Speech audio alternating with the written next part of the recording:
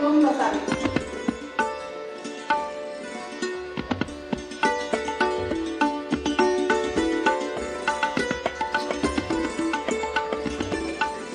केला आहे तरी तुम्ही सर्वांनी समोर येऊन बसावे.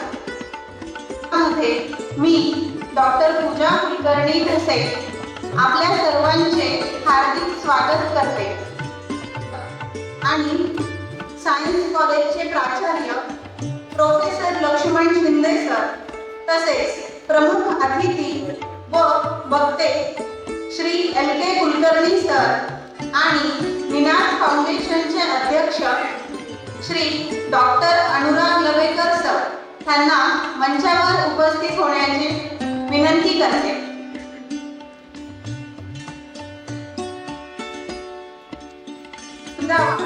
जिज्ञासा वाढावी आणि विज्ञान विचाराचा प्रसार व्हावा या उद्देशाने डॉक्टर शंतनू अभ्यंकर स्मृती व्याख्यानमालेचे आयोजन केले जाते.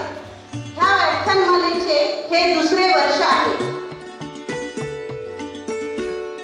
सर्वप्रथम मी डॉक्टर दीप प्रज्वलनाने कार्यक्रमाची सुरुवात करणार आहोत. दीप प्रज्वलनासाठी व स्वामी रामानंद तीर्थ यांच्या प्रतिमेला पुष्पहार अर्पण करण्यासाठी मी सर्व मान्यवरांना उपस्थित होण्याची विनंती करते.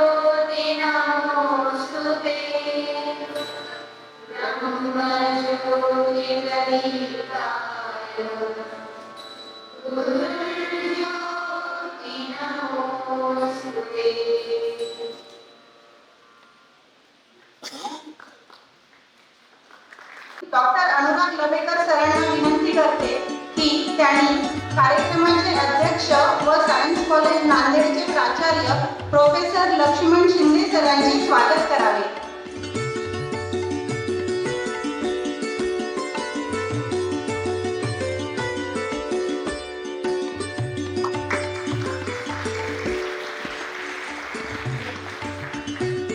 यानंतर मी सायन्स कॉलेजचे LK कुलकर्णी सरांचे स्वागत करावे.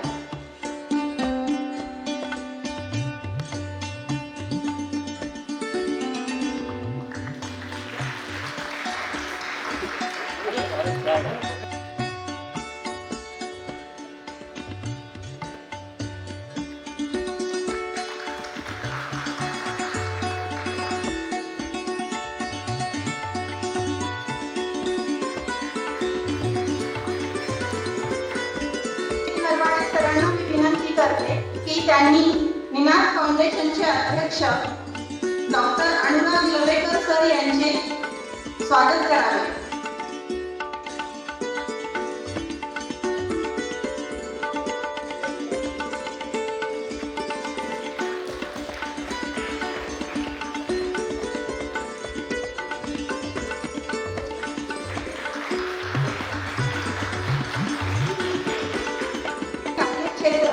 नांदेड किंवा महाराष्ट्रापुरतेच मर्यादित नसून ते संपूर्ण भारतभर विस्तारित झाले आहे.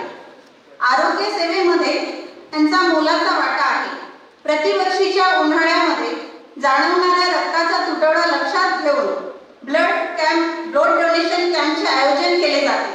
रक्तदानासारख्या सर्वश्रेष्ठ दानाचा लाभ शेकडो लाभार्थी घेतात. त्याचप्रमाणे निनाद फाउंडेशनच्या कार्यक्षेत्रामध्ये गोरगरीब रुग्णांना मदतही केली जाते.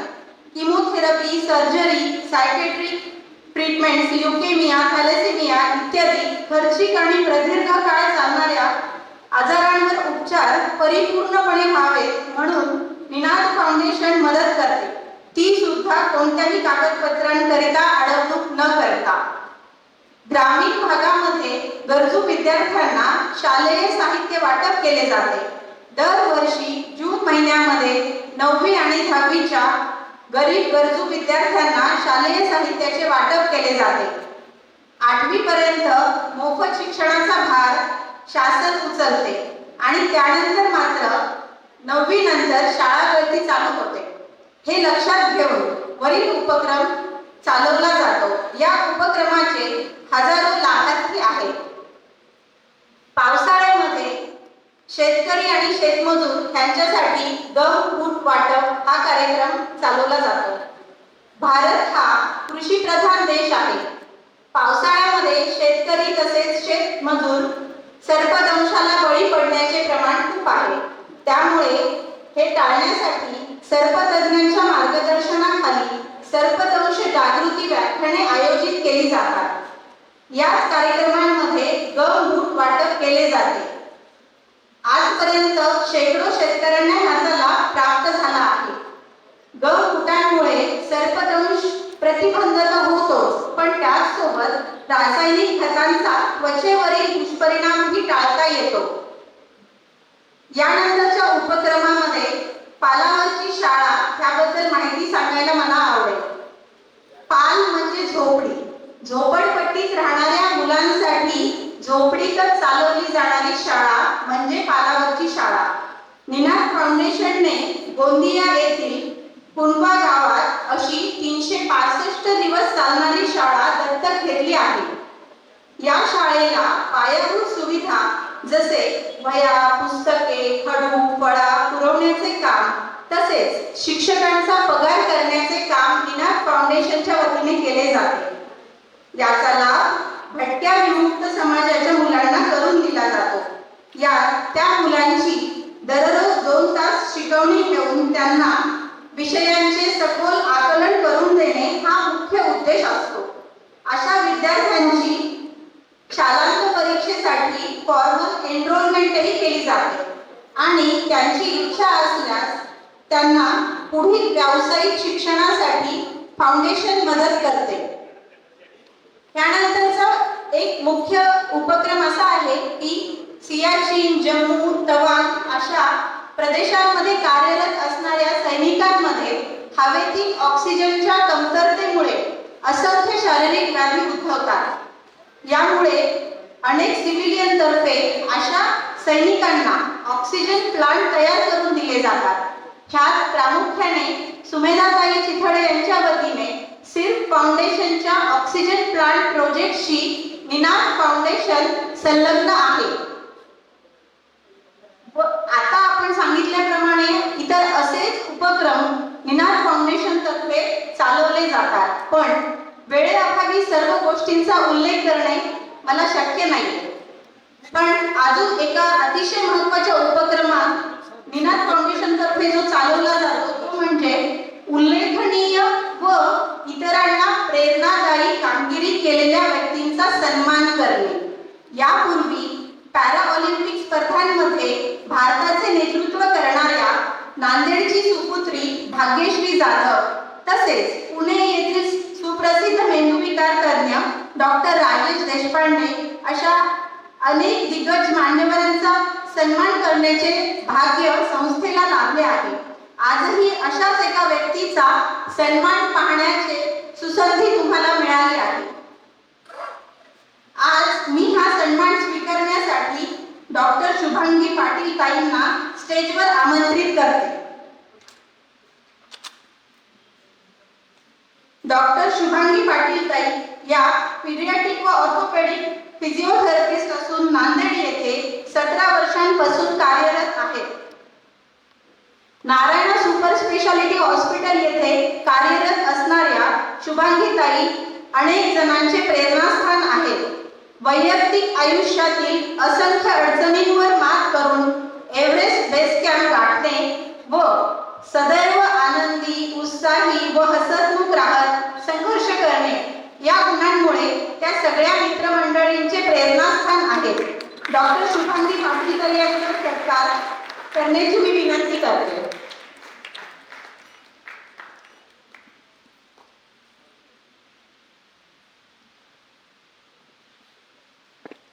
आता मी लवकरच कार्यक्रम सुरू होईल. तुमचा जास्त वेळ न घेता मी डॉक्टर अनुराग लवेकर सरांना त्यांचे मनोगत व्यक्त करण्यासाठी आमंत्रित करते.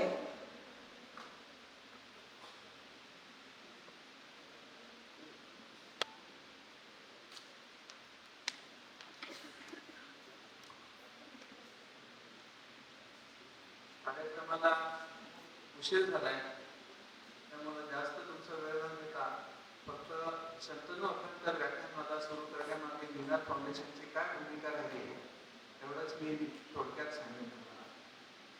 निनाद फाउंडेशन ही संस्था स्थापन होण्यासाठी एक दुर्दैवी आणि मनाला चटका लावणारी घटना कारणीभूत ठरली. आमचे लहानपणापासूनचे मित्र डॉक्टर निनाद बासवाडेकर यांचं तरुण वयात अचानक अकाली आणि अतिशय अनपेक्षितरित्या निधन झाले आणि हा त्यांच्या कुटुंबाला आणि माझ्या मित्रपरिवाराला खूप मोठा धक्का होता. त्या सगळ्या घटनाक्रमाच्या खोलात या ठिकाणी मी शिरत नाही, पण या संस्थेचं अध्यक्षपद अतिशय परिस्थिती वशात माझ्याकडे आलेलं आहे आणि 11 वर्षांपासून ही संस्था सामाजिक क्षेत्रात अनेक आव्हानांना तोंड देत वाटचाल करते आणि अनेक मोठे उपक्रम या संस्थेने राबवले आहेत. या गोष्टीचा या संस्थेचा प्रतिनिधी म्हणून मला अतिशय आनंद होता. डॉक्टर शंतनू अभ्यंकर हे सातारा जिल्ह्यातल्या वाई या गावातले स्त्री आरोग्य तज्ञ होते. स्त्री रोग तज्ञ स्त्री आरोग्य तज्ञ हा शब्द वापरला जावा हा त्यांचा हट्ट असायचा. वाई आणि साताऱ्याच्या परिसरात वैद्यकीय सेवा देताना त्यांनी हजारो रुग्णांवर उपचार केले. विज्ञान विचारांचे खंदे समर्थन ही त्यांची खरी ओळख. उमद्या आणि हसतमुख स्वभावाच्या डॉक्टरांनी रुग्णसेवेसह विज्ञान विचाराच्या प्रसारासाठी व्याख्यानात, पथनाट्य, मुलाखती, पॉडकास्ट आणि समाज माध्यमांवरचे YouTube व्हिडिओज, टेड टॉक्स, चर्चासत्र अशा अनेक उपलब्ध माध्यमांचा अतिशय प्रभावी रीतीने वापर करून घेतला. त्यांनी केलेली साहित्य सेवा ही त्या अनेक माध्यमांपैकी एक. डॉक्टर अभ्यंकरांनी मोठ्या प्रमाणात विज्ञानविषयक लिखाण केलं. सरळ सोप्या मराठीतून विज्ञान विचार पोहोचवणारी अनेक पुस्तकं लिहिली. मला शास्त्रज्ञ व्हायचं ते किशोरवयीन मुलांसाठी लिहिलेलं पुस्तक आरोग्यवती भव, पाळी मिळी गुपचिड, बायकार पुरुष दाखवला, आधुनिक वैद्यकीची शोधकर्ता, डॉक्टर युकर्स या पुस्तकाचा अनुवाद अशी त्यांची अनेक पुस्तकं प्रसिद्ध आहेत. मोठमोठ्या खगोलीय घटनांपासून ते केवळ मायक्रोस्कोप खाली सिद्ध करता येतील अशी किंवा त्यांची सिद्धांताद्वारेच केवळ मांडणी करता येईल अशा निसर्गात घडणाऱ्या गोष्टींमागचं वास्तव शास्त्रीय कसोट्यांवर उलगडून दाखवणारं एक पुस्तक आहे. द मॅजिक ऑफ रियालिटी असं त्या पुस्तकाचं नाव आहे. रिचर्ड डॉकिन्स या लेखकाने ते पुस्तक लिहिलेलं आहे. जादुई वास्तव असा त्या पुस्तकाचा अनुवाद डॉक्टर अभ्यंकरांनी केला. डॉक्टर अभ्यंकरांना फुफ्फुसांचा कर्करोग झाला होता. 15 ऑगस्ट 2024 रोजी कर्करोगाशी झुंजताना डॉक्टर अभ्यंकर निवृत्त झाले. आपल्या मृत्यूला ते ज्या निधडीपणाने सामोरे गेले ते खरोखर थक्क करणारे होते. मृत्यूच्या छायेत वावरताना त्याचा कसलाही परिणाम त्यांच्या विचारशक्तीवर झाला नाही, तर्कशुद्धतेवर झाला नाही. तर्कतीर्थांच्या वाई डॉक्टर शंतनू अभ्यंकरांसारखा बुद्धी प्रामाण्याची कास घालणारा, प्रखर तर्कनिष्ठित जीवन जगणारा बुद्धिमान माणूस होऊन गेला हा एक खरोखर विलक्षण योगायोग आहे. विज्ञान निष्ठेच्या प्रचारार्थ डॉक्टर अभ्यंकरांनी आपले सगळं आयुष्य वेचले. कोणत्याही विचारांना जर कृतिशीलतेची जोड असेल तरच ते अर्थपूर्ण ठरतात. डॉक्टर अभ्यंकरांच्या विज्ञान निष्ठेचा वारसा पुढे चालू राहावा यासाठी निनाद फाउंडेशनने डॉक्टर अभ्यंकरांच्या नावानं विज्ञान विचारांचा प्रसार करण्यासाठी व्याख्यानमाला सुरू करण्याचा निर्णय घेतला. डॉक्टर शंतनू अभ्यंकर आणि डॉक्टर निनाद बासवाडेकर या दोघांचाही स्मृती दिन ऑगस्ट महिन्यात असल्यानं शक्यतो हे व्याख्यान ऑगस्टच्या दुसऱ्या पंधरवड्यात ठेवण्याचा आमचा प्रयत्न असतो आणि डॉक्टर शंतनू अभ्यंकरांच्या नावानं ही व्याख्यान मला चालू ठेवावी अशी आमची भूमिका असण्याचं हेच कारण. या दोन्ही उमद्या डॉक्टरांची आठवणी मी एवढंच म्हणेन कि हमारे बाद महफिल में अफसाने बनेंगे, बहारें हमको ढूंढेगी, न जाने हम कहाँ हैं. आता यापेक्षा जास्त वेळ नाही घेतला सूत्रसंचालकांना पुढचा कार्यक्रम कंटिन्यू करायची विनंती. खूप छान परिचय सांगितला. धन्यवाद डॉक्टर अनुराग सर. मी आता आपल्याला जे आपल्या कार्यक्रमाचे अतिथी आणि व्याख्यान आपल्याला ज्यांचं ऐकण्याची अतिशय उत्सुकता आहे अशा कुलकर्णी सरांचा परिचय करून देते. भूगोल कोशकार म्हणून अवघ्या महाराष्ट्राला सुपरिचित असणारे LK कुलकर्णी सर हे नांदेडचे सुपुत्र आहेत याचा आम्हाला सार्थ अभिमान आहे. सरांनी MSc BEd ही पदवी पूर्ण केल्यानंतर गुजराती हायस्कूल येथे ज्ञानदानाची बहुमूल्य सेवा दिली. भूगोल आणि विज्ञानाचे उपासक असलेले LK कुलकर्णी सर विद्यार्थ्यांचे लाडके व्यक्तिमत्व आहे. त्यांची अनेक पुस्तके आजवर प्रकाशित झाली आहेत. तसेच अनेक पुरस्कार व गौरवाचे ते मानकरी आहेत. त्यांचे प्रकाशित साहित्य जसे राजहंस प्रकाशन पुणे तर्फे प्रकाशित केलेले भूगोल कोश, थोडे विज्ञान थोडी गंमत, नक्षत्र विहार, गंगे तुझ्या तीराला, बखर अनामिकाची, याचबरोबर शोधयात्रा ही कादंबरी, स्वप्नकळ्या हा कविता संग्रह आणि विदेही हा कविता संग्रह संगत प्रकाशन नांदेड तर्फे प्रकाशित केला गेला आहे. अनेक प्रमुख पुरस्कार व गौरवांनी सन्मानित झालेले कुलकर्णी सर यांना महाराष्ट्र शासनातर्फे थोडे विज्ञान थोडी गंमतसाठी उत्कृष्ट वाङ्मय निर्मिती पुरस्कार प्राप्त झाला आहे. महाराष्ट्र शासनातर्फे शिक्षक राज्य पुरस्काराचे ते मानकरी आहेत. महाराष्ट्र साहित्य परिषद पुणे तर्फे नक्षत्र विहारसाठी V.पा. गोखले पुरस्काराने ते सन्मानित झालेले आहेत. त्याचबरोबर भूगोल कोश साठी प्रसाद बंड वाङ्मय पुरस्कार त्यांना प्राप्त झाला आहे. मराठी अभ्यास परिषद पुणे तर्फे महाबँक पुरस्कार भूगोल कोश साठी मिळाला आहे. गंगे तुझ्या तीराला साठी सार्वजनिक वाचनालय नाशिक तर्फे V.म. गोगटे पुरस्कार प्राप्त झाला आहे. गंगे तुझ्या तीराला ह्याच पुस्तकाला महाराष्ट्र साहित्य परिषद पुणे तर्फे अंबादास माडगुळकर पारितोषिक प्राप्त आहे. शैक्षणिक क्षेत्रातील योगदानाबद्दल कैलासवासी V.द. सरजे गुरुजी पुरस्कार त्यांना प्राप्त झाला आहे. साहित्य क्षेत्रातील योगदानाबद्दल यशवंतराव चव्हाण सेंटर मुंबई शाखा नांदेडचा राजभाषा मराठी सन्मानाने ते सन्मानित झाले आहेत. आणि शैक्षणिक व सामाजिक कार्याबद्दल स्वातंत्र्य सैनिक शामराव बोधनकर पुरस्कार प्राप्त झालेल्या LK कुलकर्णी सरांना मी नम्र विनंती करते स्टेजवर व्याख्यानासाठी यावे. सर्वांनी टाळ्यांच्या गजरात त्यांचे स्वागत करावे.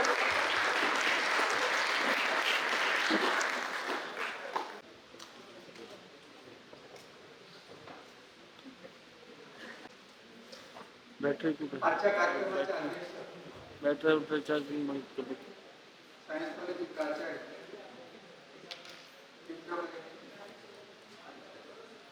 शिंदे सर, त्या कार्यक्रमाचे संयोजक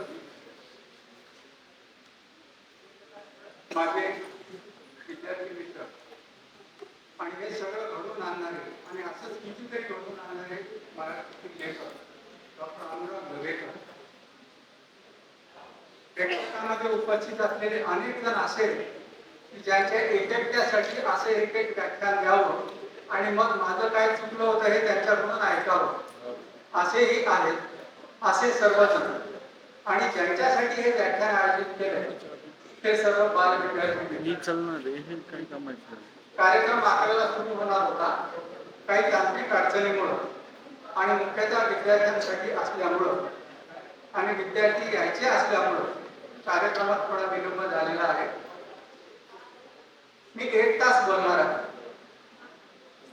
मला अशी आशा आहे की 59व्या मिनिटाला तुम्हाला या माणसानं फारच बोर केलं असं वाटणार नाही. कदाचित पुढचे 10 मिनिटं तुम्ही ऐकायला तयार व्हा आणि तुमचा चेहऱ्यावर जर मला कंटाळा आलेला दिसला तर मी ते गुंडाळतो.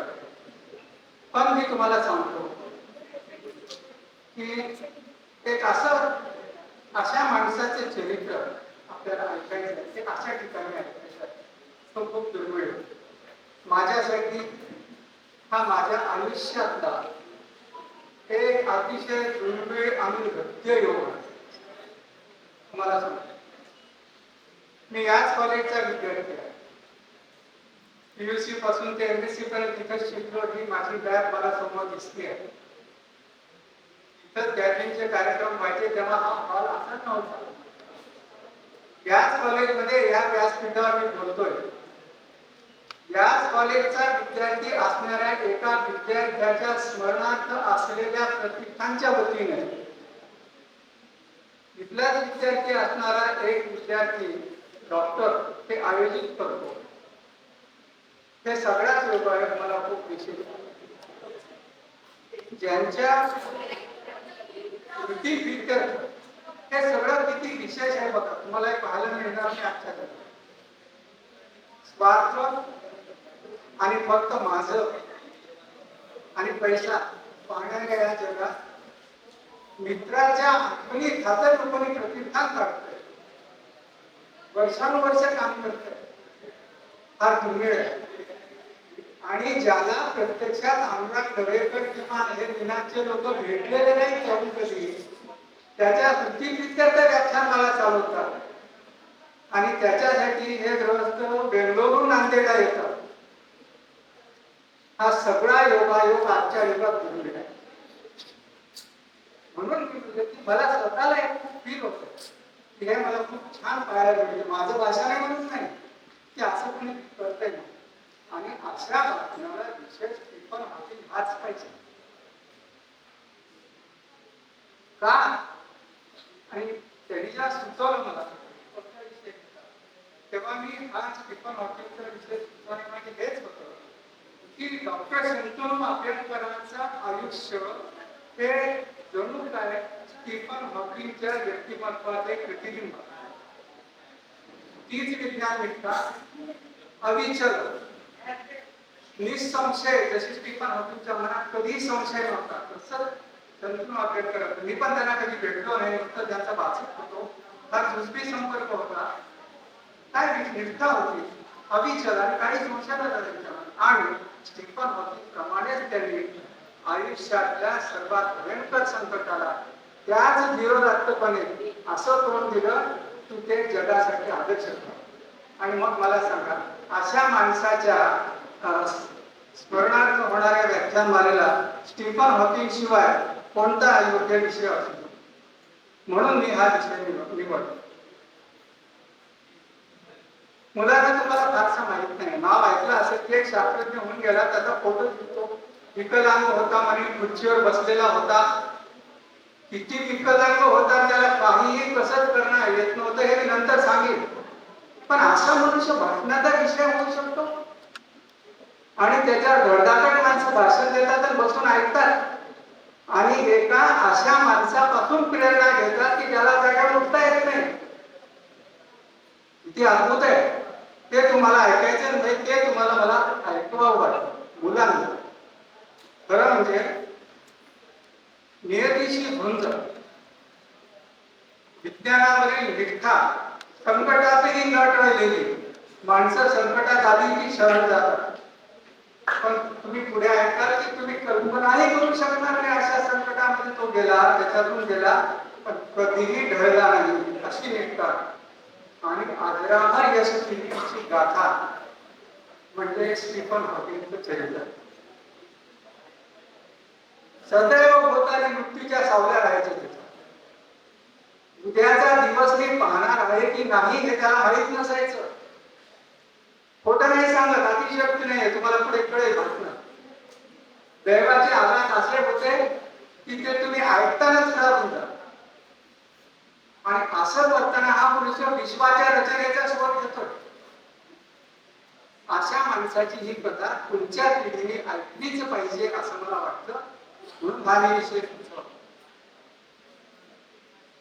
भाषण जरी विद्यार्थ्यांसाठी म्हणून ठेवलेलं असलं, नव्या पिढीसाठी ठेवलेलं असलं, तरी ज्यांना मृत्यूची भीती वाटते, ज्यांना आजार होतील आपल्याला अशी भीती वाटते, जेव्हा झाल्यावर आता माझं कसं होईल अशी भीती वाटते, किंवा ज्यांना नशीब माझ्यावरच रुजलेलं आहे असं वाटते, किंवा ज्यांचं वय खूप झाले, जे विकलांग झाले, म्हातारे, देवा मला कधी उचलतोस असे जे म्हणतात, किंवा जे अतिशय धडधाकट आहेत, ज्याच्या मनात जिद्द आहे काहीतरी भोग्याची करायची, अशा प्रत्येकासाठी स्टीफन हॉकिंगचं चरित्र हे एक जन्मभर प्रेरणा देणारा प्रकार असतो. अजून एक मुद्दा, स्टीफन हॉकिंग आणि कृष्ण रिव्हराची. कृष्ण रिव्हर म्हणजे ब्लॅक होल म्हणून तुम्ही ऐकले काहीतरी असतं म्हणे आकाशात, आणि ते ब्लॅक होल प्रत्येक गोष्टीला ओढून घेतं म्हणे, आणि त्याच्यात पडलेला प्रकाश सुद्धा बाहेर येऊ शकत नाही म्हणे, आणि तारा मृत झाल्यानंतर ब्लॅक होल तयार होता असं म्हणतात. स्टीफन हॉकिंग मध्ये मला ब्लॅक होलच दिसतो. लोकांचं आयुष्य मला सारखं वाटतं, म्हणून मी गेलो गोष्ट स्टीफन हॉकिंगची आणि कृष्ण रिव्हर. तारा मृत झाल्यानंतर त्याचं कृष्ण रिव्हर बनतं. स्टीफन हॉकिंग आहे असा तेजस्वी तारा, आणि तारा मृत झाल्यावरही त्याच्यात किती शक्ती असते हे तुम्हाला ब्लॅक होल बद्दल मी माहिती देईल जेव्हा कळेल. स्टीफन हॉकिंग विकलांग झाल्यावर त्यांनी काय करून दाखवलं हे तुम्हाला त्या चरित्रातून दिसतं. अशी ही गाथा आपण थोडक्यात तिचा आढावा घेऊ. हा डिटेल सांगणं होणार नाही, पण मला माहिती आहे की जर मला सांगता आलं जसं मला सांगायची इच्छा आहे तसं, आणि जर तुम्ही ऐकलं तर तुम्ही नक्कीच स्टीफन हॉकिंग बद्दल अधिक माहिती घ्याल. आणि जेव्हा जेव्हा तुमच्या जीवनामध्ये भयंकर काहीतरी घडतंय आणि घडणारी अशी भीती तुम्हाला वाटेल, तेव्हा तुम्हाला स्टीफन हॉकिंग नक्कीच आठवेल. असा हा अद्भुत शास्त्रज्ञ. थोडीशी विज्ञानाची पण माहिती त्यासोबत देण्याची माझी इच्छा आहे. ब्लॅक होल म्हणजे काय, ते कसं तयार होतं बघा. मला अशी आशा आहे की फारसं बोर नव्हतं आपण या प्रवासाला मिळतो. पहिली स्लाइड घ्या. स्टीफन हॉकिंग हे इंग्लंड मधले,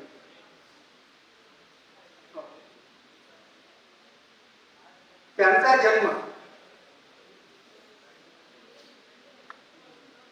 फ्रँक हॉकिंग आणि इझाबेल हॉकिंग या दाम्पत्याच्या पोटी इंग्लंडमध्ये 8 जानेवारी 1942 रोजी झाला. 2 बहिणी धाकट्या आणि एक भाऊ नंतर दत्तक घेतला त्याच्यामध्ये. तर हे पोरं जगणार नव्हतं ना, 2च वर्षात मरणार होतं त्या आजारात, म्हणून दत्तक घेतलेला भाऊ. त्याचे वडील डॉक्टर होते. हा मुलगा बालपणी बऱ्यापैकी हुशार होता. शालेय शिक्षण झाल्यानंतर तो ऑक्सफर्ड मध्ये गेला. त्या कुटुंबाबद्दलची एक कथा अशी आहे, म्हणजे अशा आठवणी झाल्या तर खूप जगप्रसिद्ध झाल्या, अनेक कथा दंतकथा आल्या असं सांगतात. त्यांच्या घरी काम करणारी जी बाई होती, वडील तर डॉक्टर होते, प्रसिद्ध होते, आणि स्टीफनने असं सांगितलंय आपल्या चरित्रात पुढे की माझं मॉडेल, रोल मॉडेल माझे वडील होते. हे जगात फार दुर्मिळ आहे. माझं रोल मॉडेल माझे वडील होते. हा मनुष्य मुलाला व्यवस्थित वाढायचं, पण त्याला एक होतं की आपल्या पद्धतीने तुम्ही वाढा. त्यांच्या घरी काम करणाऱ्या बाईने आठवणीत सांगितलंय की एक विक्षिप्त घर, इथं प्रत्येक जण आपापल्या लहरीत राहायचा. प्रत्येक जण वेगवेगळ्या खोलीमध्ये आपापल्या कोपऱ्यात कुठेतरी वाचत बसलेला असायचा, आणि प्रत्येकाला माझं जेवण इकडेच घेऊन ये असं तिला सगळ्याला तिथं तिथं नेऊन जेवण द्यावं लागायचं. इतके विक्षिप्त लोक होते असं तिने केलं. विक्षिप्त माणसं काहीतरी करतात ना. तुम्हाला पुढे वाटेल की आपल्यात थोडा विक्षिप्तपणा आहे, तेवढा काही प्रॉब्लेमॅटिक नाही. आपल्या हातात पण काहीतरी चांगलं होण्याची शक्यता आहे.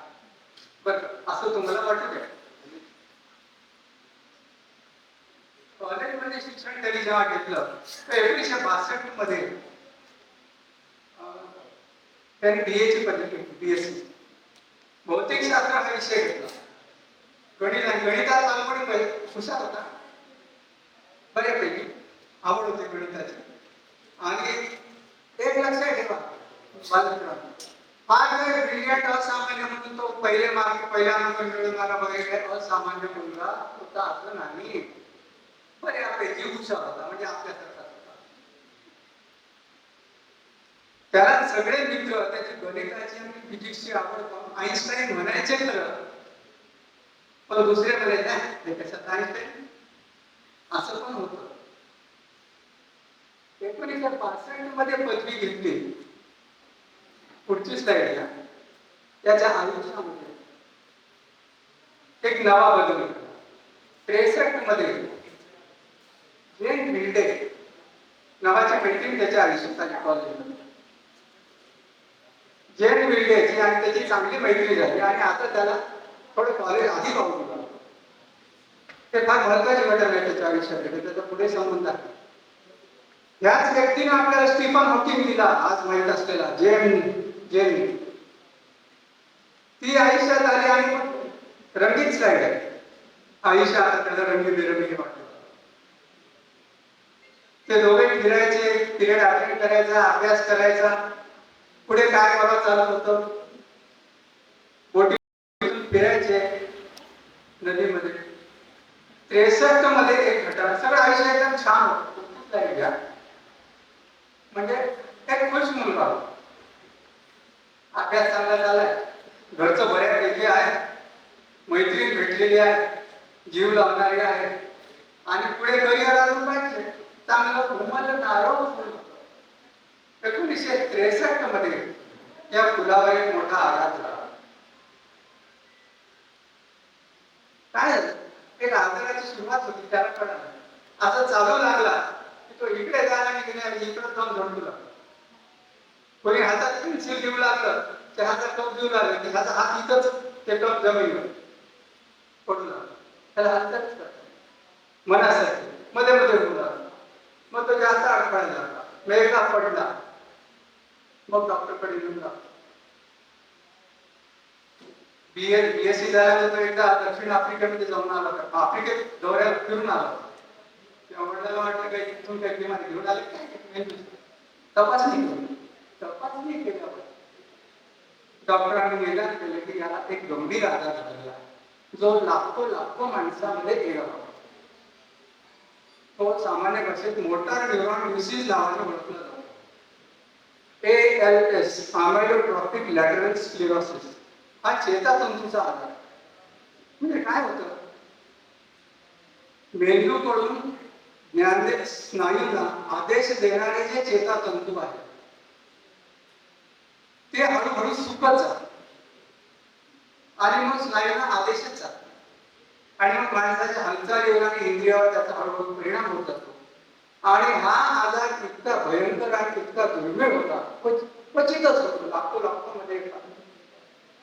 आणि डॉक्टरांचा अनुभव असा होता तोपर्यंतचा आणि नंतरचाही बऱ्याचदा की असे पेशंट बहुधा जास्त दिवस जगत नाही. त्याला नेलं, लंडनच्या हॉस्पिटलमध्ये तपासण्या केल्या, महिलांनी सगळ्यांनी पाहिलं आणि वयाच्या 21व्या वर्षी डॉक्टरांनी सांगितलं की या मुलाला मोटार न्यूरॉन डिसीज झालेला आहे. वडील म्हणले किती वर्ष? डॉक्टर म्हणजे 2 वर्ष. आता कल्पना करा,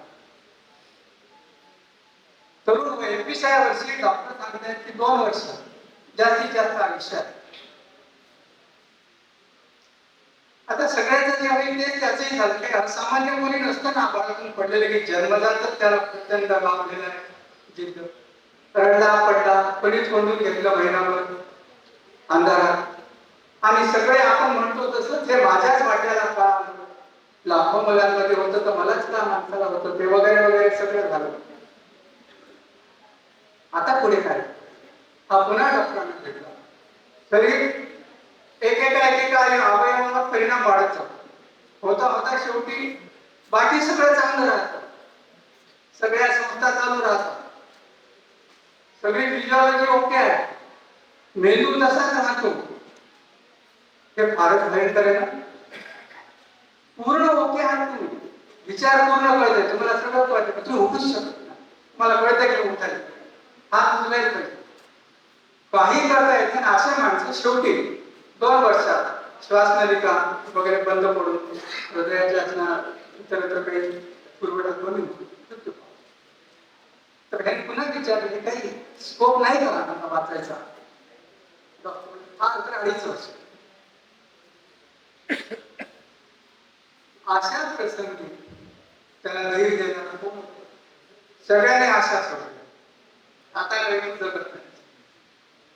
त्याला कोणाशी भेटा वाटत नाही, कोणाला बोला वाटत नाही. बीएससी झालं, पहिले विचार केला 2 वर्ष आहेत काय करायचं, इथं आपल्यातला त्याच्यातला फरक. मग आता उरले 2 वर्ष एमएससी तरी करून द्या, पीएचडी तरी करून द्या, रिसर्च करा. दुसरं कोणी असं करत नाही. असा भयंकर आजार झाला की सगळे आता फक्त आता काय उरले, मृत्यूची वाट पाहणे आणि दुःख रडत बसणं. असं करण्यामागे प्रेरणा कोण होती? जेएनबी. तिने सांगितलं अरे आलं तर ठीक आहे, असं मला असं थोडंच आहे, कदाचित मरणार नाही, कोट्यावधी एखादा मनुष्य जगतो म्हणे, तू प्रयत्न कर. तिनं धीर दिला, त्याला बाहेर काढलं आणि मग असं ठरवलं की त्यानं पीएचडीला रजिस्ट्रेशन करायचं. हेच कल्पना केली. 2 वर्षांनी मरणारे माहीत असणारा मनुष्य ऍस्ट्रॉनॉमीमध्ये, ऍस्ट्रोफिजिक्स मध्ये पीएचडीचा विषय घेऊन संशोधन सुरू. चालता येत नाही, काठी घेऊन चालू लागला, तोपर्यंत बिमारी वाढली. मग तिने ऑफर मांडली, आपण लग्न करू. खरं म्हणजे तो एक स्वतंत्र वेगळा विषय आहे. स्टीफन हॉकिंग, त्याची पत्नी आणि त्यांचं प्रेम हे एक अद्भुत कादंबरी, महाकादंबरीच्या पलीकडचा विषय जे सत्य होऊन कोणत्याही पतिव्रता कोणत्या याच्यातून माणूस शकणारी अशी ती एक कहाणी वेगळ्याच प्रकारची. तर तिने सांगितलं की त्यांनी सांगितलं वेळी असते आम्ही 2 वर्षांनी मरणार. ती म्हणजे म्हणून तर त्यांनी सांगितलं नाही, शेवटी साखरपुडा केला एवढं, आणि सांगितलं की जर जगलो तर लग्न करू. आणि स्टीफनने रजिस्ट्रेशन केलं. रजिस्ट्रेशन केलं. डेनिस सायमा नावाचे संशोधक होते. कारण म्हणजे स्टीफनची इच्छा होती की फ्रेड होईल, शास्त्रज्ञ जयंत नारळीकरांचे गुरु, त्यांच्याकडे रिसर्च करावं, पीएचडी करावं. पण ते गुरु त्यांना मिळाले, डेनिस सायमाकडे करावं. त्याच वेळेत बरं का तुम्हाला सांगतो, जयंत नारळीकर हे केम्ब्रिजमध्येच होते. हा केम्ब्रिजमध्ये होते आणि जयंत नारळीकरांची त्याची चांगली माहिती होती.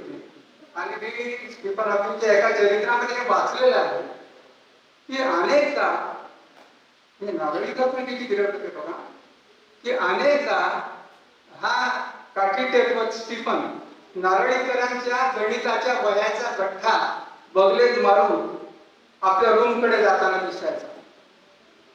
नारळीकरांचा नोट्स हा वापरत होता, कारण हे सगळे क्लिअर करू शकत नाही. म्हणजे नारळीकर पण किती क्लिअर होते ना, त्यांच्या नोट्स स्टीफन हॉकिंग वापरायचे. आणि असं तो अभ्यासाला गेला. मग त्यांनी साहेबाकडे गेला, तिथं त्यांनी विषय घेतला पीएचडीला. काय होता विषय? विश्वाची निर्मिती एका बिंदूतून झाली असं म्हणतात. असा तो सिद्धांत होता. त्यावेळी त्याला काही अस्तित्व नव्हतं, नुसती कल्पना होती. कारण सगळ्यात जोरात होते स्टेडी स्टेट थिअरी मानणारे जयंत नारळीकर आणि फ्रेड हॉईल.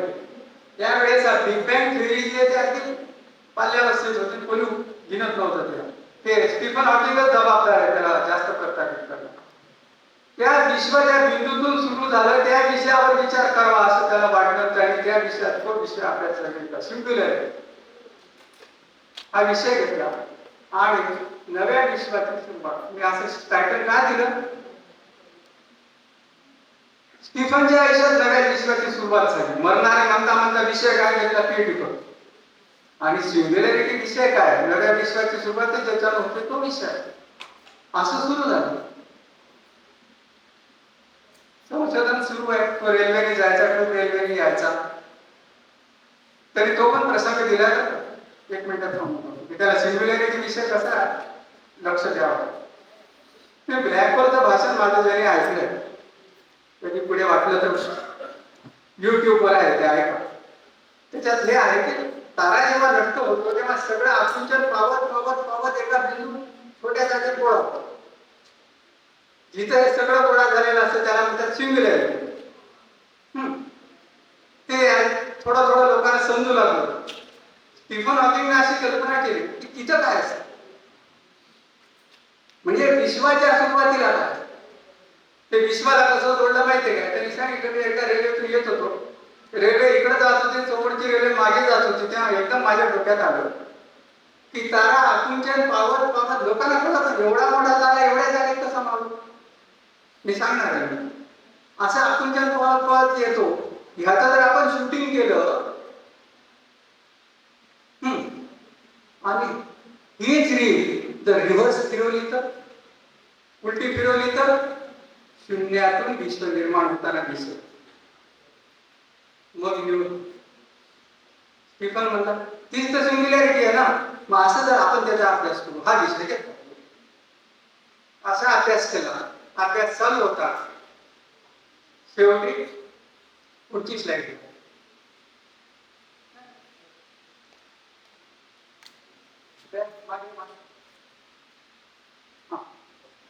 त्यापूर्वी 1965 मध्ये दोघांचं लग्न झालं.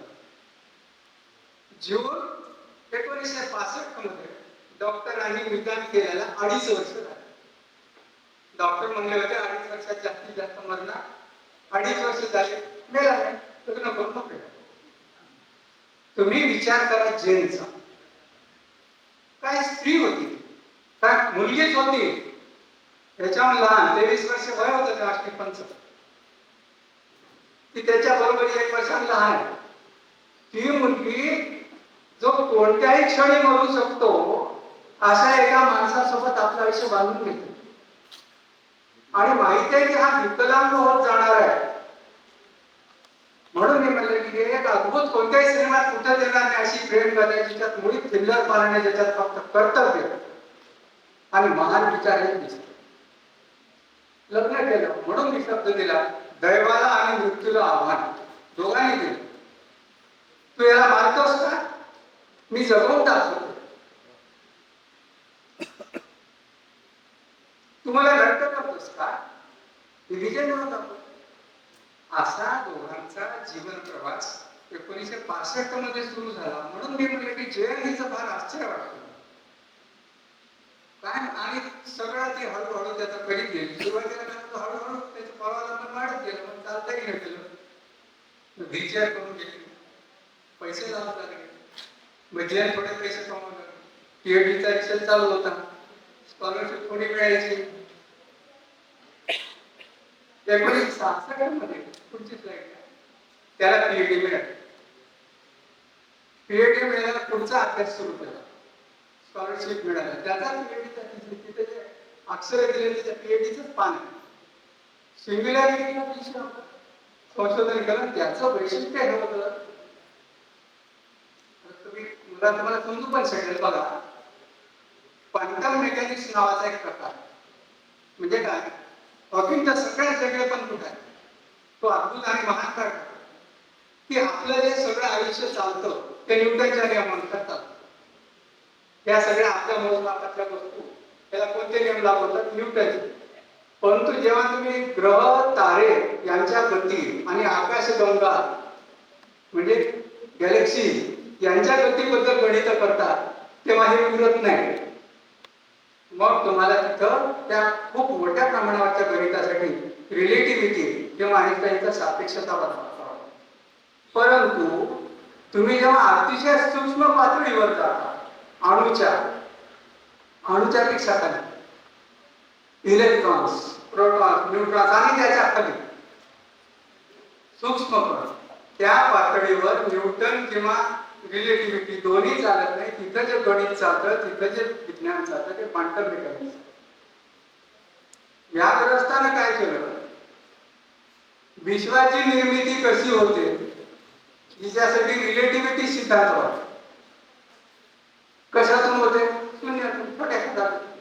म्हणजे तिथं काय वापरायला पाहिजे? Quantum mechanics. असं अद्भुत वापरलं म्हणजे त्याच्या संशोधनाला त्या काळात स्मिथ पारितोषिक जे अतिशय प्रतिष्ठ मानलं जातं ते मिळालं त्याच्या पीएचडीला. असा पीएचडी झाला. मग आता याचं लक्ष पडलं ब्लॅक होल. पुढची स्लाइड. आता लक्षात ब्लॅक होल स्टीफन हॉकिंगचं नाव जोडलं गेलंय. आज तुम्हाला मला हा शब्द कॉमन वाटतो. त्या काळात ही 70ची गोष्ट आहे. ब्लॅक होल ही हास्यास्पद कल्पना होती. असं कुठं असतं का म्हणायचे लोक? एक तारा किंवा महाप्रचंड तारा किंवा आपल्या सूर्याच्या लाखोपट असणाऱ्या तारा लांब होऊन एका गावा एवढ्या जागेत बसतो. काही पण त्याला तो विषय आम्ही निवडला. तो विषय निवडला. मग ब्लॅक पुस्तकाचं टायटल घेतलं what is inside black hole. Black hole बद्दल लोकांना असं माहिती होतं की असं काहीतरी होऊ शकतं. म्हणतात की तारा इतका लहान होतो, त्याचं गुरुत्वाकर्षण इतकं होतंय की त्याच्यात गेलेली जवळ गेलेली प्रत्येक वस्तू मध्ये जाऊन पडते त्या ब्लॅक होल मध्ये. आणि इतकं गुरुत्वाकर्षण की प्रकाश सुद्धा मध्ये गेला तर बाहेर येऊ शकत नाही. प्रकाशाचा वेग 3,33,000 किलोमीटर. त्या ब्लॅक होल कडे याचं लक्ष गेलं की आपण यावर संशोधन करायचं आणि ब्लॅक होल वर संशोधन करून त्यांनी जे काही मांडलं त्यामुळे ब्लॅक होलला अस्तित्व निर्माण झालं तत्वात. प्रॅक्टिकल अजून नाही की हे स्टीफनने लोकांना मान्य करावे की ब्लॅक होल असतच असा बचला. आणि हे कल्पना नाही हे सगळं याबद्दल त्याचं जे संशोधन आहे ते त्याने डॉक्टर पेनरोज नावाचे संशोधक होते. फार महान आहेत. डॉक्टर पेनरोजच्या सोबत संशोधन केलं ब्लॅक होल आणि सिंग्युलॅरिटी. ब्लॅक होलची रचना, ब्लॅक होलचे नियम. गमत बघा, एक गोष्ट अस्तित्वात आहे की नाही याबद्दल वाद आहे आणि तिच्याबद्दल एक रस्ता नियम मांडत आहे. आणि सगळे आणि हे नियम म्हणजे कल्पनेनं नसतं बरं काय संशोधनात विज्ञानात. मी असं बघतो मला अशी कल्पना सुचली असं असेल का असं नसतं. गणिताने सिद्ध व्हावं लागतं सगळं. लॉजिक आहे, मॅथमॅटिकल प्रूफ्स लागतात सगळे. ते मांडून यांनी मांडलं की ज्या ब्लॅक होल मधून तुम्ही म्हणता की काहीच बाहेर येऊ शकत नाही. एकदा वस्तूमध्ये गेली की गेलीच. प्रकाशच येऊ शकत नाही तर बाकी काय. त्या ब्लॅक होल मधून एक रेडिएशन बाहेर कसं पडतं आणि का पडतं हे पण त्यांनी सांगितलं. त्याचं नाव हॉकिंग रेडिएशन. मी नंतर सांगणार आहे. हे त्यांनी 1974 मध्ये मांडलं आणि आता स्टीफन हॉकिंग जगप्रसिद्ध. जे ब्लॅक होल तेव्हा कल्पना आहे असं लोक म्हणत होते त्या ब्लॅक होल कडे लक्ष द्यावं लागतं असं वाटत होतं. हॉकिंग रेडिएशन त्यांनी सुरुवातीला मांडलं 74 मध्ये. तेव्हा सगळे लोक म्हणले आता ह्याला काय बसल्या तरी गणित काहीतरी हाती हे काय असं खरं नाही. परंतु त्याच दशकात 5-6 वर्षातच असे काही पुरावे असे काही सापडले गोष्टी. त्याने काय केलं माहितीये का? 2 वेगळ्या गोष्टी केल्या. एकीकडे रिलेटिव्हिटी आणि दुसरीकडे क्वांटम मेकॅनिक्स. दोन्ही वापरून त्यांना हा सिद्धांत मांडला जे तो लोकांच्या बुद्धीच्या पलीकडे. आणि आता म्हणून आता त्याला प्रसिद्धीची चाहूल लागली, जगप्रसिद्धी. आणि आता स्टीफन हॉकिंग हा एक आजारी माणूस जगप्रसिद्ध झाला 4 वर्षात.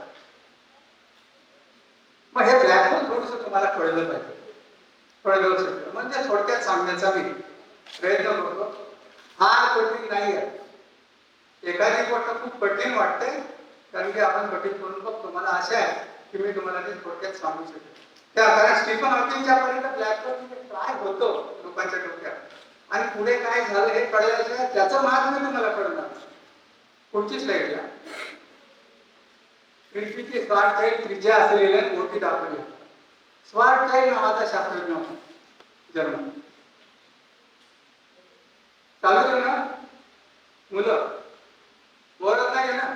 हा स्वार्थचाईल त्यांनी आइन्स्टाईनचा रिलेटिव्हिटीचा निबंध जनरल रिलेटिव्हिटीचा 1915 मध्ये प्रकाशित झाला. तेव्हा तो त्याला गणित करीत होता त्या वेगवेगळ्या ठिकाणी जाऊन. त्यानं रिलेटिव्हिटीचे सापेक्षतेचे गणित म्हणून असं शोधून काढलं फॉर्म्युले वापरून की जर कोणतीही वस्तू किती लहान होऊ शकते त्याला एक लिमिट आहे.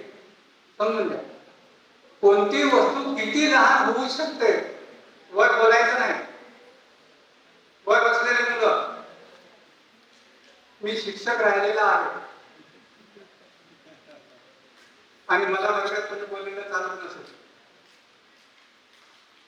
त्याने काय सांगितलं की कोणती वस्तू तुम्ही किती लहान करू शकता याला एक लिमिट. साधी म्हणजे तुम्ही जर सूर्य लहान करीत करीत गेला, सूर्याला दाबत गेला किंवा सूर्य आकुंचन पावत गेला तर सूर्य 8 किलोमीटर व्यासाच्या गोळ्याहून लहान होऊ शकत नाही.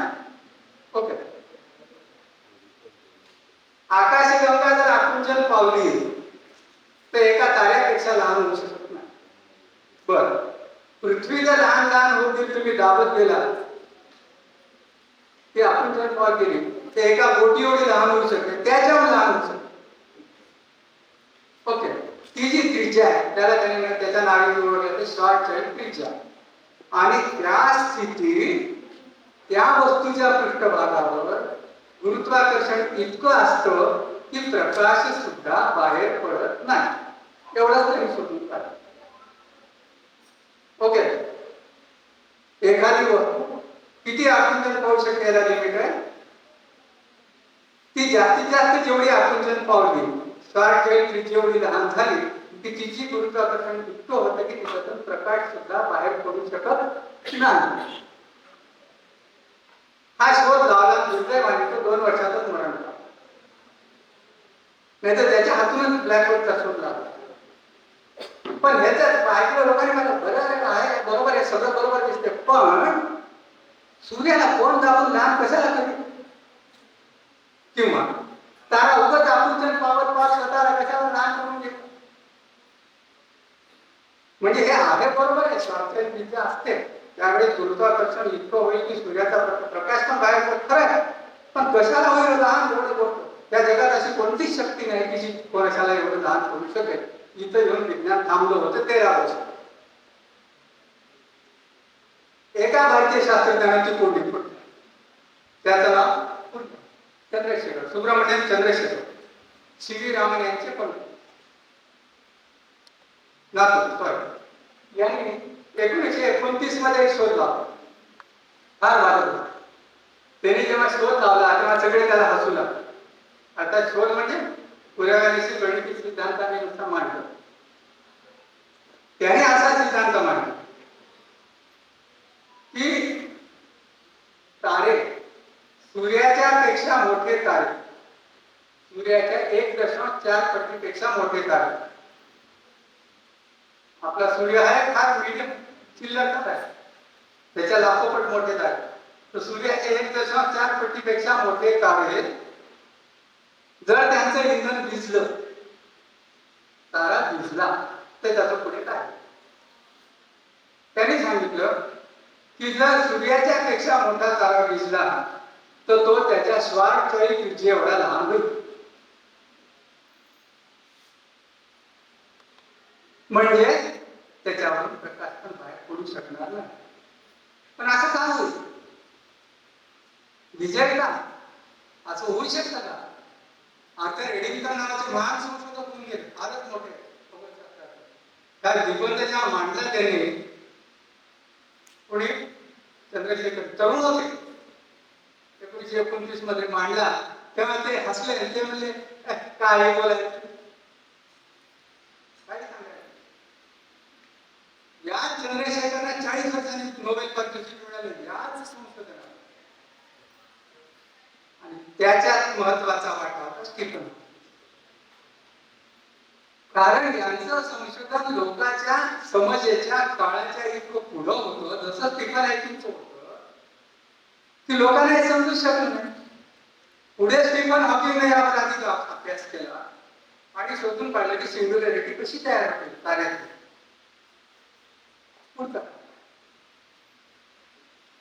आता इथं तुम्हाला समजू शकेल ब्लॅक होल कसं तयार. पहिला चित्र बघा, त्याच्यात तारा दिसतो. तुम्हाला माहिती आहे, मुलांना माहिती आहे ना, ताऱ्यात प्रकाश उष्णता ऊर्जा कशी तयार होते? ताऱ्याच्या अंतरंगामध्ये ताऱ्यात हायड्रोजन वायू भरलेला आहे आणि त्याच्या अंतरंगामध्ये केंद्रकीय संमिलन प्रक्रिया म्हणजे फ्युजन रिॲक्शन होतं, न्यूक्लिअर फ्युजन, आणि हायड्रोजनचं रूपांतर हिलियम मध्ये होतं आणि ऊर्जा तयार होते. हायड्रोजन बॉम्बची क्रिया म्हणजे हायड्रोजनचं रूपांतर हिलियम मध्ये होत जातं आणि प्रकाश मिळतो प्रचंड. हळूहळू काय होईल? हायड्रोजन संपत जाईल, हिलियम तयार होत जाईल. म्हणजे एक वेळ अशी येईल की हायड्रोजन संपेल म्हणजे प्रकाश बाहेर पडणं थांबेल. तारा दिसणार आहे तर नक्की आता सूर्य सुद्धा दिसणार. 60 वर्ष वाट बघा, सूर्य पण दिसणार. साध्या ताऱ्यात आता हा सूर्य आपल्या पूर्वजांनी पाहिला तेव्हापासून त्या आजपर्यंत आहे तेवढाच लहान होत नाही. ताऱ्याचा आकार आहे तेवढाच राहतो का? त्याचं स्पष्टीकरण असं आहे की ताऱ्याच्या मध्ये गुरुत्वाकर्षण, लोक म्हणतात की तारा इतका मोठा आहे, त्याचं गुरुत्वाकर्षण इतकं पाहिजे की त्याला स्वतःला जुळवून घ्यायला पाहिजे. तारा टिकतो कसा? त्याचं कारण की केंद्रकीय संमिलनाची प्रचंड ऊर्जा बाहेर होते, बाहेर फेकणारी सेंट्रीफ्युगल, त्या ऊर्जेमुळे कोसळणारा तारा थांबवला. जर ते नसतं तर तारा जागच्या जागीच लांबून बसला, आपल्याच वजनानं कोलमडला. त्याला म्हणतात ग्रॅव्हिटेशनल कोलॅप्स, गुरुत्वीय पतन झालं असतं. जोपर्यंत तारा जळतो तोपर्यंत केंद्रत्यागी बल आणि केंद्राभिमुख बल याची शक्ती समसमान राहते. तारा आहे तेवढा राहतो. पण जर तारा दिसला तर काय होईल? फक्त गुरुत्वाकर्षण शिल्लक राहील, आत ओढणार आणि तारा आपल्या आत कोसळत राहील. काही दिवसामध्ये सूर्यापेक्षा मोठा तारा एका गावा एवढा लहान होऊन जाईल. त्या स्थितीत तारा दिसणारच नाही, काही दिसणार नाही, कारण प्रकाश बंद झाला आणि एवढीच्या जागेत बसला. पण सूर्याचं जिथपर्यंत गुरुत्वाकर्षण चालते तेवढ्या भागापर्यंत गुरुत्वाकर्षण तर आहे आणि त्याच्या पृष्ठभागावर तर इतकं आहे की प्रकाश सुद्धा परावर्तित होऊ शकतो. मध्ये गेलेले प्रकाश पण तिकडचे, म्हणून ब्लॅक होल. असं झालं होतं, पण असं नक्की होऊ शकतं का? त्याची गणित कोणती आणि मध्ये काय असतं आणि कृष्णविवराची रचना काय असते? काही लोकांकडून ते या घड्याला हातात घेतलं स्टीफनने आणि स्वतः केलं. पुढची स्लाइड. त्याने कृष्णविवराची रचना पेनरोज आणि स्टीफन हॉकिंगचं काम आहे. त्यांनी सरळ कृष्णविवराची रचना मांडली.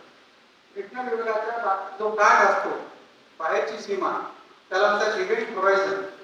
तर जे काय घडतंय, दिसतंय, करताय ते सगळं त्याच्या बाहेर. त्याच्या पुढे गेले की काय, मध्ये गेले की आहे, म्हणजे आपल्याला काही माहित नाही. त्याचं विज्ञान माहित नाही, तिथं न्यूटन, गुरुत्व, सापेक्षता कोणते नियम चालतात काही नाही. पण जे काय घडलेलं आहे घटनांची स्थिती, त्याचा आतला भाग असतो ज्याबद्दल आपल्याला काही माहित नाही आणि जिथं सगळं द्रव्य जाऊन बसलेलं आहे त्याला म्हणतात सिंग्युलॅरिटी. आणि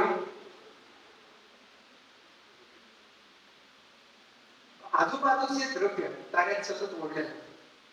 जवळ आले तर बऱ्याच जणांना असं वाटतं की ब्लॅक होल म्हणजे ते दूरच्या वस्तूला ओढून घेतो, त्याच्या कक्षेत आलेल्या वस्तूला मध्ये जाऊन आणि त्याचा वस्तुमान वाढत जातो, तेवढी शक्ती वाढते. म्हणजे जर त्यांना अजून एक तारा घेऊया, असे तारे आहेत, असे कृष्णविवर आहेत की एक तारा दुसऱ्या वेगळ्या आहे, तर त्याचं वस्तुमान वाढल्यामुळे त्याचं रेडियस वाढतं. हे सगळं स्टीफन हॉकिंगने संशोधन करून सांगितलं आणि यामुळे त्याला जगात कीर्ती मिळाली. सगळ्यात महत्वाचं त्याचं हे मोठं काम आणि मुख्य म्हणजे त्यांनी कृष्णविवराला अस्तित्व निर्माण केले की हे लॉजिक मॅजिक नाही आहे, हे सायन्स आहे आणि फॅक्ट आहे आणि या जगात कृष्णविवर असणारच विश्वास, ते सांगितलं. पुढची स्लाइड घ्या. महत्वाचं संशोधन हॉकिंग रेडिएशन म्हणजे या ताऱ्याच्या आत गेलेलं काही होऊ शकत नाही. घटनांच्या स्थितीचे इव्हेंट होरायझन, तिथून पण प्रकाश बाहेर पडतोय. स्टीफन हॉकिंग त्यासाठी त्यांनी काय केलं, आइन्स्टाईनचा सापेक्षतावाद आणि क्वांटम मेकॅनिक्स या दोन्हीला अप्लाय केलं. त्यामुळे कल्पनेच्या पलीकडचं क्वांटम मेकॅनिक्स या इलेक्ट्रॉनच्या खालच्या ह्याला वापरतात. ती कुठं वापरायला रिलेटिव्हिटी हे वापरून त्याने सिद्ध केलं की त्याच्या पृष्ठभागापासून पण एक प्रकारचं प्रारण बाहेर पडतं. ते आतल्या घडतं, त्याच्यामुळे हळूहळू त्याच्या नावात त्याला नाव दिलं हॉकिंग रेडिएशन. कृष्णविवरातून पण हॉकिंग रेडिएशन बाहेर पडतं, त्यामुळे हळूहळू कृष्णविवर झिजत जातं आणि एक वेळ अशी येते कृष्णविवर उद्रेक होतो. त्यांनी जेव्हा मांडलं तेव्हा त्याला कुणी काही कृष्णविवर कुठं आधी तर होणार तेच आहे म्हणाले, कुणी नको होते. परंतु पुढे हे सगळं निर्विवाद आहे, हे सिद्ध झालं आणि हॉकिंग रेडिएशन हे त्याला नाव देण्यात आलं. त्याच्या नावाने ते प्रसिद्ध. आता अशी जगप्रसिद्धी मिळाली कुठलीच नाही. माणूस जगप्रसिद्ध झाला आहे. त्याच वेळेस त्याचा आधार वाढत चालला. पाय विकलांग झाले, व्हीलचेअर आली, हात चालवता येईल, आवाज लहान झाला, बोललेलं पडलं, सगळं जेल करतीये. लहान लेकरासारखं त्याला सांभाळतं. पण याला अभ्यास करायचा, याला संशोधन करायचं, याला फिरायचंय, दुर्बिणी पाहायच्या आणि विश्वाचं वेध वेगळे फोटोग्राफ पाहायचे आणि याला व्हीलचेअरवरती फिरवायचं. हे संशोधन तो करीत होता. तुम्ही कल्पना करा, थोडं जरी बलं नसलं तरी आपण हातात घेतलेलं काम थोड्या वेळासाठी तरी बाजूला ठेवतो. संबंध कशाचे विश्वास जे समोर काहीच नाही असं करीत होता. त्यावेळेस काय झालं, CERN सॉल म्हणून नावाची अणुभट्टी आपले एक भूमिगत प्रयोगशाळा आहे. तुम्ही ऐकलंय का?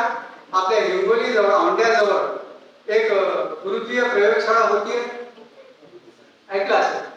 तशी तिची आद्यपूर्वज अशी पहिली प्रयोगशाळा भूमिगत ती पहिल्यांदा स्वित्झर्लंड मध्ये होती. तिचं उद्घाटन 85 मध्ये होणार. त्या कार्यक्रमाला या महाशयाला जायचं. ते गेले आपली व्हीलचेअर वर सतत आजार इन्फेक्शन पासून सतत जपावं लागायचं. सोबत सतत 24 तास माणूस लागायचा. तो काय बोलतोय हे फक्त जेलला करायचं आणि एक असिस्टंट ठेवले. खर्च खूप वाढला. 24 तास माणूस ठेवायची पाहिजे. सुरुवातीला एक विद्यार्थी घेऊन घेतला पाहिजे, तो घरीच राहायचा, तो करायचा सर्व गुरुचं. पण पुढे ते होईन गेले तर हा पूर्ण करावं लागेल. अंतरावर टाकणे, काढून ठेवणे त्याला आणि त्याचं सगळं करणे पैसा खूप लागतो. त्याच वेळेस त्याच्या आयुष्यात एक मोठी घटना होती.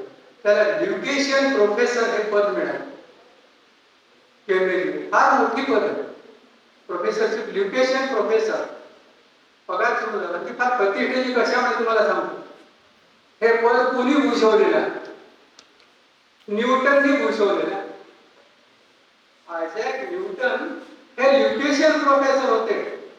त्या पदावरची ऑफर यांना 1979 मध्ये आली आणि 1979 ते 2009 स्टीफन हॉकिंग केम्ब्रिज विद्यापीठाचे ल्युकेशियन प्रोफेसर.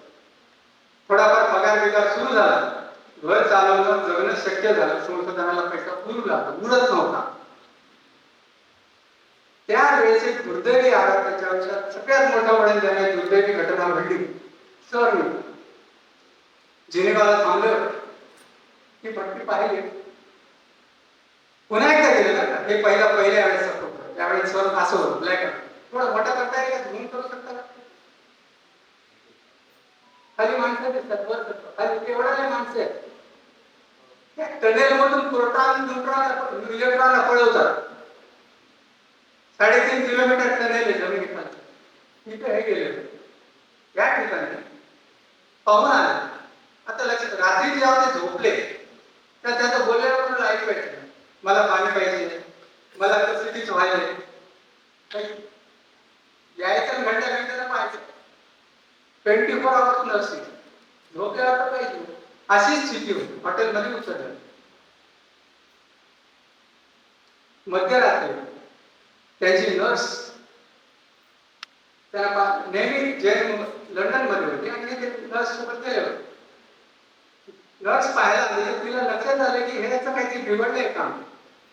केव्हा योगायोग, श्वास घेता येत नाही वाटतं, त्याला तर बोलताच येत नाही, विकलांग.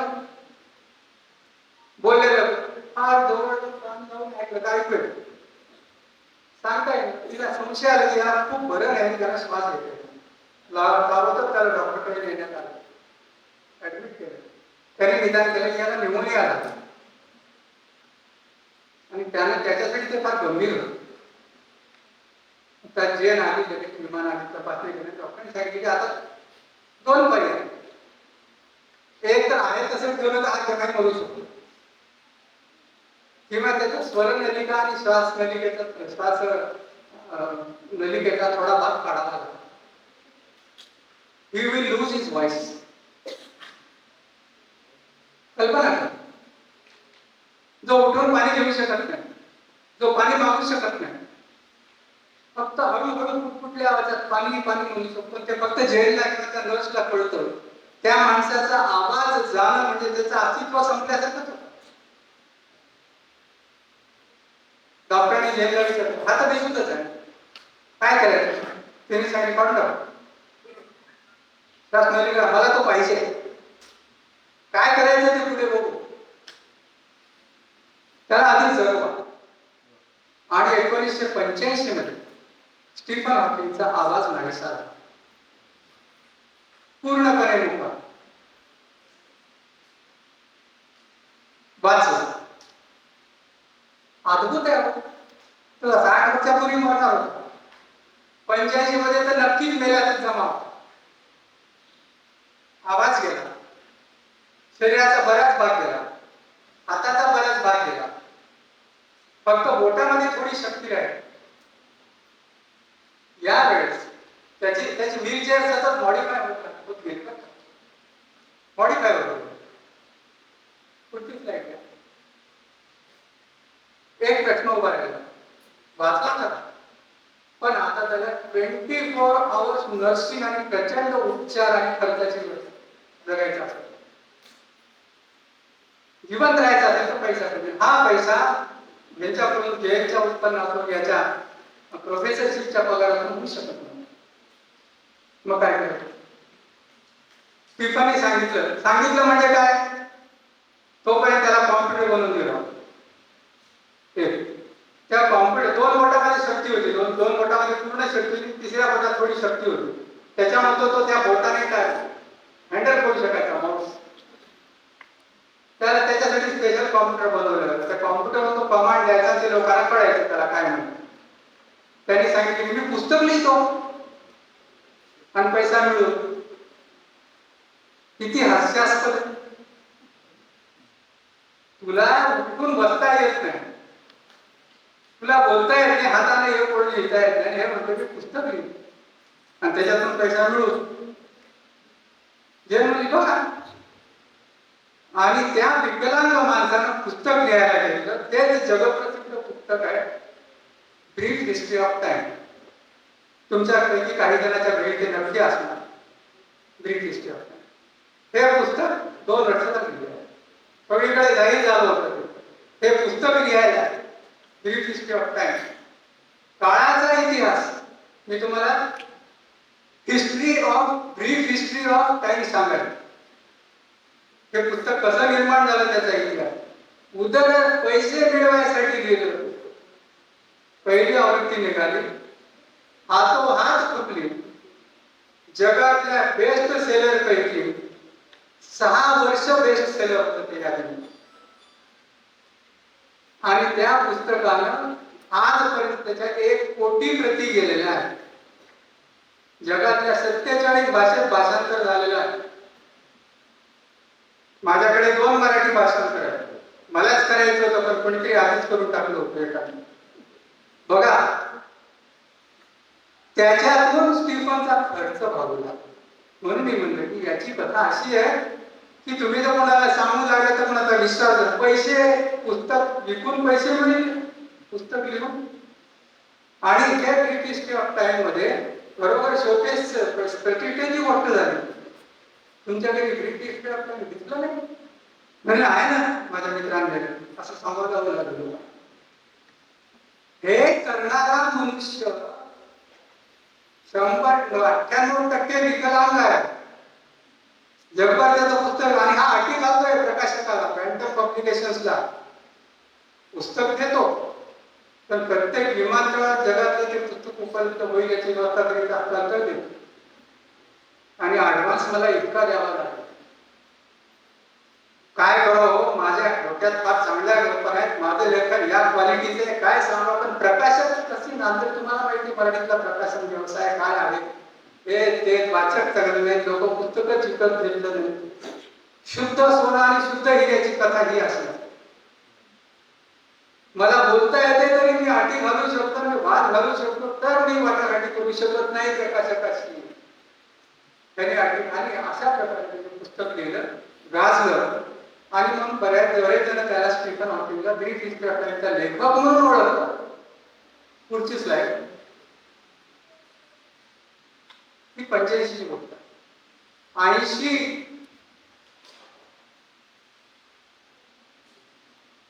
80 ते त्याच्या मृत्यूपर्यंतचा काळ स्टीफन क्रमाक्रमाने विकलांग होत. त्याच्या आयुष्याचं एका वाक्यात वर्णन करू का? रात्रंदिन आम्हा युद्धाचा प्रसंग. आणि ते युद्ध कसं आहे? जीव घेणं. उद्याची सकाळी स्टीफन जिवंत राहील की नाही हे त्याला माहिती, त्याच्या बायकोला माहिती, कुणालाच नाही. बाकीचे तर पेड सर्वंट होते, पण मला सांगा जेनची काय कमाल. ज्या निष्ठेने जिद्दीने आणि अखंड प्रेरणा देऊन तिने त्याला जिवंत ठेवले. हळूहळू शक्ती झाली. लोक म्हणाले की कसं जाऊ शकतो, सगळे धावून आले. जर तुमच्यात पावर असेल, जर तुमच्याकडे काहीतरी असं असेल की जे जगासाठी मौल्यवान आहे, तर तुम्ही जिवंत राहणे जगाची गरज. माझी धडपड अशी आहे की माझी गरज आहे, तर माझ्याकडे असं काहीच नाही की जगाला. स्टीफनची कथा ती आहे.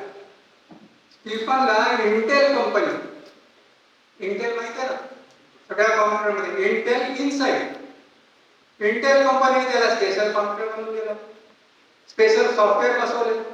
व्हॉइस इंजिन जेव्हा आपल्याकडे कुठे व्हॉइस इंजिन नव्हतं तेव्हापासून स्टीफनकडे आहे. तो फक्त कमांड द्यायचा आणि त्याचं रूपांतर शब्दात होऊन उच्चारून भाषण यायचं. तो जगभर भाषण देत केलं. म्हणजे स्टीफन बोलका झाला कॉम्प्युटर. कंपनी त्याला सगळं वेगवेगळे, त्याच्यासाठी संशोधकाची टीम काम करायची, त्याच्यासाठी कॉम्प्युटरमध्ये दुरुस्त्या व्हायच्या. आणि मग जेव्हा इंटेल कंपनीने त्याला सगळं बसवून दिलं, तेव्हा स्टीफनचं प्रसिद्ध विनोदी वाक्य आहे, now I am a real Intel inside. त्या शब्दाला एकदम अर्थ आला नाही. आता बघा, इंटेलला त्याची गरज, इंटेलची इच्छा आहे की तो जगला. कॉम्प्युटर कंपन्यांची, सॉफ्टवेअर कंपन्यांची इच्छा आहे की तो जगला. स्टीफनला तर त्याचं म्हणत की मला तर जगायचं, माझं फार काम आहे, फार महत्वाचे शोध संशोधन करायचे आहे, सिंग्युलॅरिटीवर राहिले, विश्वाच्या प्रकारावर राहिले, आणि ते तो करीत होता. एकीकडे त्याची ही विकलांग होत जाण्याची मृत्यूकडे वाटचालीची कथा आहे, आणि दुसरीकडे त्याच्या हातून होत गेलेल्या एका संशोधनाची. म्हणून मी लिहिलं की रात्रंदिन आम्हा युद्धाचा प्रसंग, मृत्यूच्या सावल्या आणि कीर्तीचा प्रकार. सतत मी त्याच्या भोवती मृत्यूच्या सावल्या लावल्या, आणि त्याच वेळेस जगात त्याच्या कीर्तीचा प्रकाश पोहोचलेला. किंवा दैवाचे आभार अखंड, आणि त्याच वेळेस डोक्यात मात्र विश्वशोधनाचा ध्यास. मी म्हणजे विश्व असं आपलं असल्यामुळं आपलं वेगळं झालं, आणि विश्व हाच मी आहे आणि मला ते शोधायचं आहे, हा मानणारा हा होता. त्याने या प्रकारे फारच महत्वाचे असे वेगवेगळे शोध लावले. आज तुम्ही आणि मी म्हणजे विज्ञानातले लोक ॲस्ट्रॉनॉमीतले, फिजिक्समधले ज्या अनेक संकल्पना शब्द वगैरे खेळतात त्या अनेकांचा विस्तार पाया आणि दिशा ही स्टीफन हॉकिंगने दिलेली एका अशा माणसाने दिलेली आहे की ज्याला धड उभं राहतात. म्हणून मी सांगून ठेवलं की माझं कसं आहे, थोडं जरी झालं तरी मी एकदम हातापलं हातातल्या कार्याचं कसं होईल होते काय होणारच नाही आपल्यातून असंच वाटतं. आणि याला मात्र कधीही संशय नव्हता. मग काय झालं ना, ठीक आहे. अतिशय निष्ठील होता. या पूर्ण अवस्थेत त्याची बोलण्यातली निष्ठीलता वाढत गेली. विनोदी होता. खरं म्हणजे सर्दी झाली तरी आपण चिडचिडे होतो. थोडा ताप आल्यानंतर आपल्याला जीवन निरर्थक वाटलं आणि काहीतरी आजार झाल्याचा संशय आल्यानंतर विश्वच निरर्थक वाटलं. म्हणून आपल्या बोलण्यात चिडकोरपणा, निराशा, कशाचं काय गाणे झाले बंद कर, काय सिनेमा असं हे ग्रस्त प्रत्येक गोष्ट एन्जॉय करीत होता. आपल्याला पदार्थ लागायचे चवीला वगैरे. आयुष्याचा या स्थितीतही आनंद त्याला घ्यायचा होता. भारतातील विद्यार्थ्यांनी तक्रार केली, मला ताजमहाल पाहायचा होता, तिथं विकलांगाला नेण्याची व्यवस्था नाही. त्याच्या विनोदीपणात जसं इन्साइटचं मी सांगितलं तसं त्याचा एक इंटरव्ह्यू मधला प्रसंग एक मिनिट सांगू शकतो की एकदा इंटरव्ह्यू मध्ये त्याला विचारलं एका पत्रकाराने की तुम्ही अनेक विश्वांची कल्पना मांडलेली आहे, मल्टी युनिव्हर्सेस.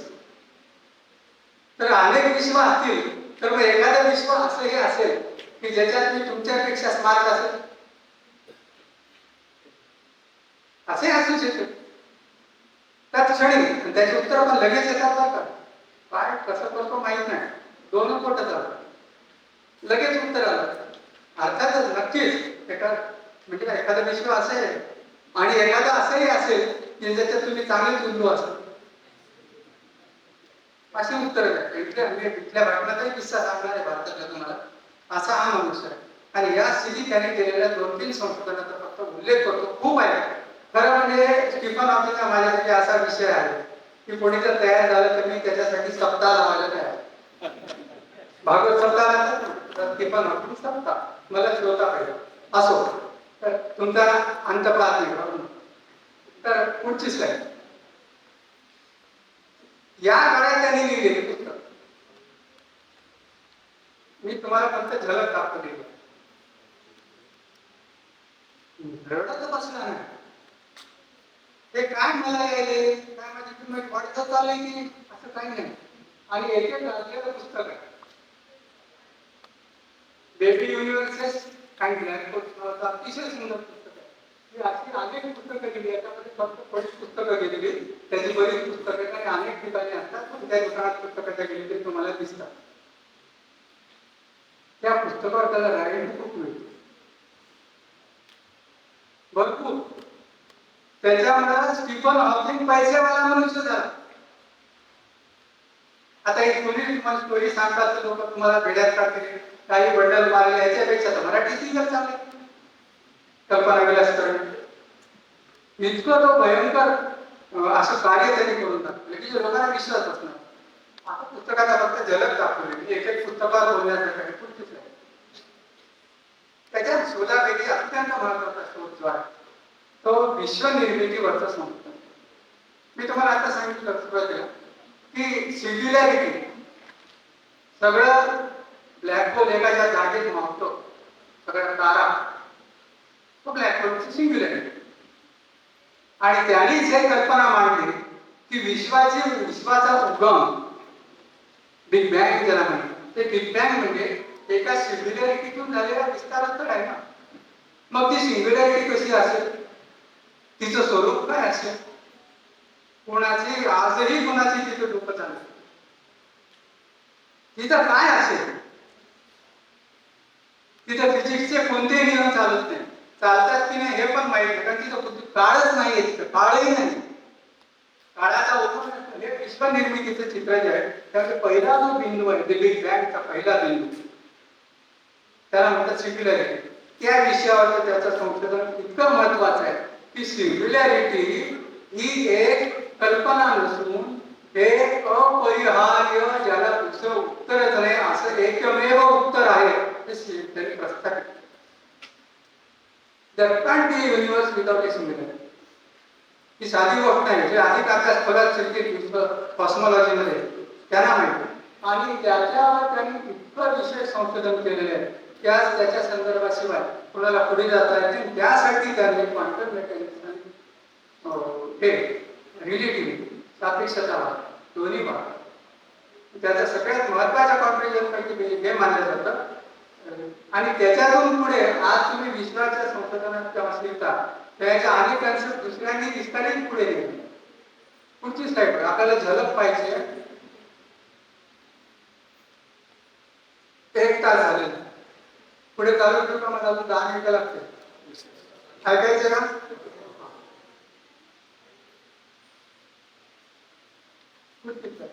दुसरी त्याची अतिशय गाजलेली अशीच महत्वाची कल्पना मल्टी युनिव्हर्सेस संकल्पना.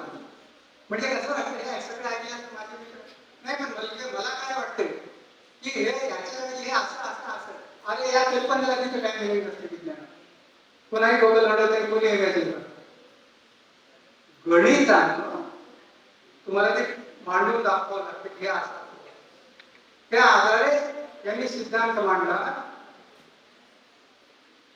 की एकाच वेळी अनेक विश्व अस्तित्वात असू शकतात आणि त्या विश्वाचं स्वरूप वेगळं असू शकतं. मी मल्टी युनिव्हर्सेस सुद्धा काही प्रकार सुचवले. डॉटर युनिव्हर्सेस, एका विश्व तू दुसऱ्या विश्वात गेली, एकाच वेळी अनेक विश्व, पॅरलल युनिव्हर्सेस. त्याच्यासाठी त्याला अनसर्टेनिटी प्रिन्सिपल म्हणून जे क्वांटम मेकॅनिक्स मध्ये अनिश्चिततेचे तत्व ख्रिश्चन हायझेनबर्ग त्याचा वापर या केला. म्हणजे कल्पना हीच होती.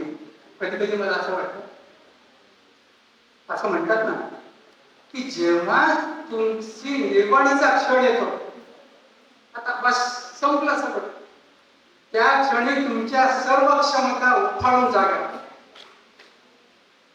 त्याचं जगाचं सर्वोच्च उदाहरण स्टीफन. सगळं नटवलं त्याच्या सगळ्या क्षमता बुद्धीच्या, मानवी बुद्धीच्या कमाल क्षमता या क्षणी उफाळून आल्या. असे सिद्धांत त्याच्यावर पुस्तक आहे. हे सगळ्या कवी कल्पना नाही, पॅरलल असे सिद्धांत त्यांनी मांडले. अजून पुष्कळ मांडले. त्याच्यापैकी दुसऱ्या प्रसिद्ध त्याचा मिनी ब्लॅक होल थेअरी. जसे मोठे ब्लॅक होल्स आहेत, मोठे म्हणजे काही ब्लॅक होल्स एवढे आहे की त्याचे आकाशगंगा मावतील. हे फार मोठं असं जग आहे. ब्लॅक होलचा वेगळा दिशा आहे. तर हे सगळं स्टीफन हॉकिंग मांडलं. आणि अशा प्रकारे मी पहिला फोटो दाखवलेला दिसतो, एकीकडे विकलांग होता आणि दुसरीकडे तो संशोधन करतो. त्याचे पेपर प्रकाशित होतात नेचर मध्ये. तो हॉकिंग रेडिएशनचा त्याचा निबंध जो नेचर सगळ्यात प्रतिष्ठित नियतकालिकात प्रकाशित झाला. नेचर मध्ये निबंध प्रकाशित, जगभर त्याला आमंत्रण येतात, त्याला वेगवेगळ्या विद्यापीठ पदव्या देतात. पीएचडी किती युनिव्हर्सिटी दिले, कितीतरी त्याला सन्मान मिळाले जगभर, आणि शौकात कडी जायचं. प्रवास फार अतिशय प्रवास आवडतात. आणि असं सगळं करीत त्यांनी सगळ्या कॉस्मॉलॉजीचं स्वरूप बदलून टाकलं. जी काल कल्पना किंवा अशक्य वाटत होतं ते वास्तव नव्हे, अपरिहार्य कसा. ब्लॅक होल झाल्याशिवाय राहूच शकत नाही. तिथपर्यंत सिद्ध करून स्टीफनने दाखवलं. पुढची स्लाइड बघा.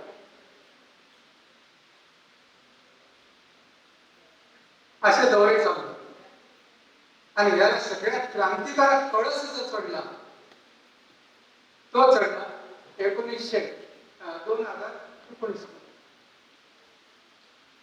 स्टीफन हॉकिंग गणितवा, रिलेटिव्हिटी, सूत्रवा त्यांनी आणि इतर अनेक संशोधकांनी पुढे ब्लॅक होल कसा असावा आणि एक तारा जेव्हा दुसऱ्या ताऱ्याला केंद्रित करून ब्लॅक होल तयार होत असतं तेव्हा कोसळणाऱ्या ताऱ्यामध्ये जाताना जर दुर्बिणीतून दिसलं तर ते कसं असेल?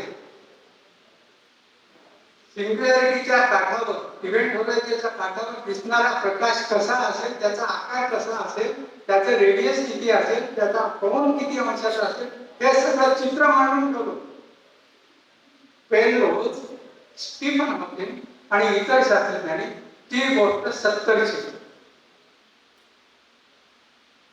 जग इतकं मागे होतं की हे व्हेरीफाय करतात. कशा दुर्बिणी कशा सोयी नव्हत्या आणि मुळात पृथ्वीवर असेल त्याच्यावर कोणाचा विश्वास. पण पुढे असा संशय आला की आकाशामध्ये हंस नावाचा एक तारका संघ आहे, सिग्नस उत्तरेला दिसतो. त्या हंस तारका संघामध्ये एक M87 नावाची गॅलेक्सी, त्या गॅलेक्सी मध्ये कृष्णविवर असावा असा लोकांना बऱ्याच संशय होता. 15-20 वर्ष त्याचा सतत अभ्यास चालू होता. त्या अभ्यासा करताना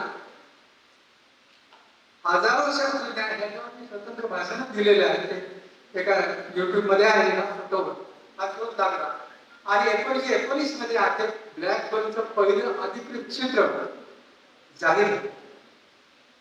हे आहे M87 या ब्लॅक होलचं पहिलं चित्र चित्रलं की आपल्यापासून कित्येक कोटी प्रकाश वर्ष अंतरावर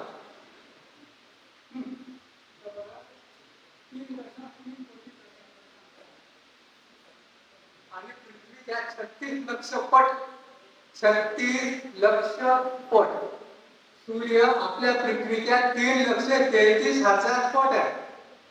सूर्य आपल्या पृथ्वीच्या 3,33,000 पट आहे. त्याच्या 36 लक्ष पट मोठं हे ब्लॅक होल आहे. त्या ब्लॅक होलचे छायाचित्र प्रकाशित झालं. हजारो शास्त्रज्ञांनी वर्षानुवर्ष प्रयत्न करून जगातल्या 6 दुर्बिणीतून ऑस्ट्रेलियापासून जगभर पसरलेल्या दुर्बिणीच्या गाडातून मिळून तयार केलेलं अंतिम छायाचित्र आणि या छायाचित्राने 60 वर्षांनी सिद्ध झालं हॉकिंग बरोबर. या संशोधनाबद्दल पेनरोज, पुढची स्लाइड घ्या.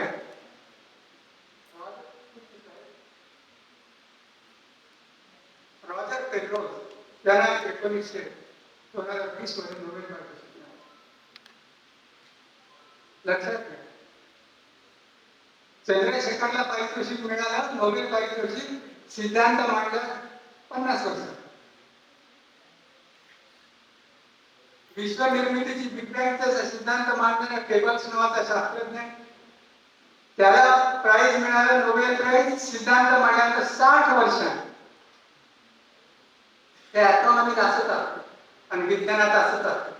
तिथं पारितोषिक म्हणजे चिल्लर गोष्ट नसते, पुराव्यानं सिद्ध व्हावं तुम्ही किती मोठे असाल. जेव्हा 60 वर्षांनी हे मिळालं, त्या फोटो मधलं सगळं गणितानुसार निघालं, तेव्हा रॉजर पेनरोजला पारितोषिक मिळालं, नोबेल पारितोषिक. पण त्यावेळेस स्टीफन हॉकिंग नव्हते. कारण नोबेल पारितोषिक मध्ये अशी सोय आहे, अट आहे की फक्त जिवंत असलेल्या माणसालाच मिळेल. आणि ते जर असते स्टीफन हॉकिंग, तर स्टीफन हॉकिंग आणि रॉजर पेनरोज त्यांना निश्चितपणे विभागून मिळाला. म्हणून तो क्षण पाहिला स्टीफन हॉकिंग होते. पण काय सगळं ते ब्लॅक होल म्हणजे कोण आहे? Stephen Hawking. स्टीफन हॉकिंगचं आयुष्य त्या तुमच्या माझ्यापेक्षा लक्षावधी पण मोठ्या असणाऱ्या ताऱ्यापेक्षा वेगळं काय आहे? स्टीफन हॉकिंग त्यापूर्वी स्टीफन हॉकिंग जगभर दौरे करीत होते. हा असा मनुष्याला भाग नाही, पैसे लागायचे, मानधन मिळायचे आणि हौस होती फिरण्याची. जगभर जपान पासून सगळ्या जगात वाटत. अशा भाषण देत फिरताना ते भारतातही आले. ते भारतात आले होते इसवी सन 2001 मध्ये. स्प्रिंग 2000 नावाचे कॉन्फरन्स, इंटरनॅशनल कॉन्फरन्स भारतात बसली. स्ट्रिंग थिअरी नावाची एक विश्व निर्मितीची थिअरी आहे. त्या थिअरीवर जगातले सगळे संशोधक भारतात आले होते. त्याच्यासाठी स्टीफन हॉकिंग आले आणि त्यावेळेस त्यांचं व्याख्यान भारतात चन्मुखानंद हॉलमध्ये झालं. त्या व्याख्यानासाठी मी इथून गेलो होतो. माझ्या आयुष्यातला अत्यंत अविस्मरणीय असा प्रसंग आणि धन्यता वाटणारा तो आहे. मी स्टीफन हॉकिंगला प्रत्यक्ष जाऊन पाहून बोलून आलो बाजूला. तर त्यावेळेस तिथं आधीचा फोटो घ्या. हा जो फोटो आहे हा माझे विद्यार्थी मित्र अजय आंबेकर यांचा. आपले नांदेडचे ते अजय आंबेकर. ते त्यावेळेस मुख्यमंत्र्यांचे माहिती सहाय्यक होते फार वर्ष, आणि या कार्यक्रमाचे संयोजक ते होते. आणि सन्मुखानंद हॉलच्या 2750 खुर्च्या पूर्ण भरलेल्या होत्या. एकही सीट रिकामी नव्हती. सगळं बुकिंग ब्रिटिश काउन्सिल करीत होतं.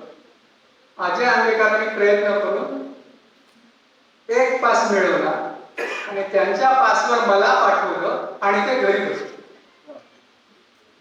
त्यावेळेस मी ते भाषण ऐकलं. ते मला तुम्हाला 2 मिनिटं त्याबद्दल ऐकायचं.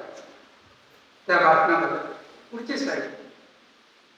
कुटुंब भरलेलं सन्मुखानंद सभागृह. सगळे एकॉनिक ग्रेट माणसं मी वगळता.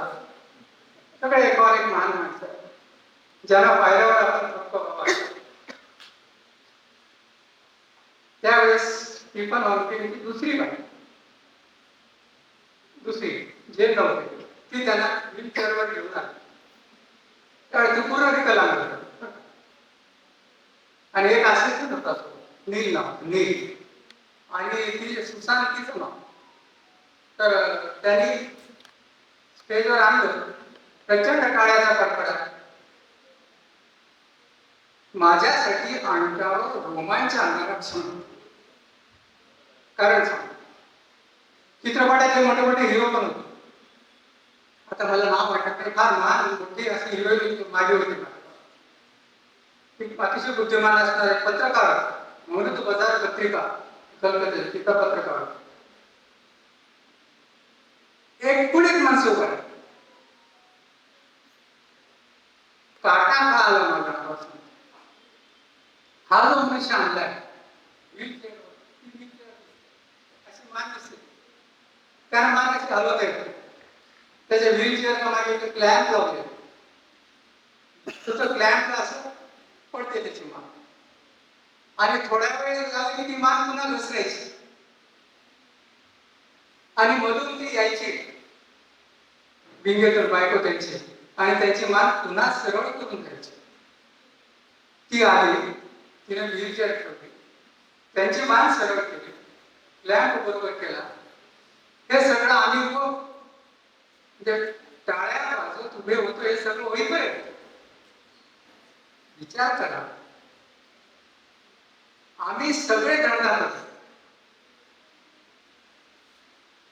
हाती पायी दौडत होतो.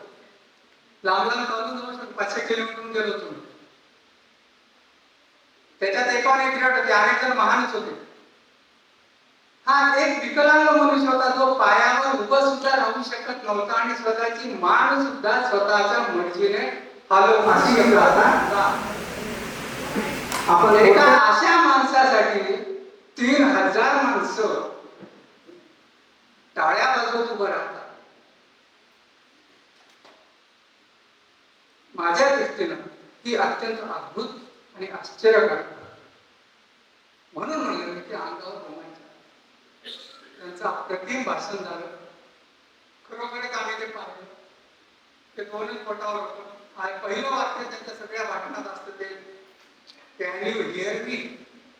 मेटॅलिक असा एक विशिष्ट साऊंड त्यांनी निवडलेला आहे. पहिलं वाक्य एक होतं, कॅन यू हिअर मी. प्रचंड टाळ्याचा कडकडाट पुन्हा. का? आम्हाला त्यांचा आवाज एक ऐकायचा. आणि मग त्यांनी विश्वनिर्मितीवर एक भाषण दिलं आणि सुरुवातीला एक सॉलिड जोक मारला.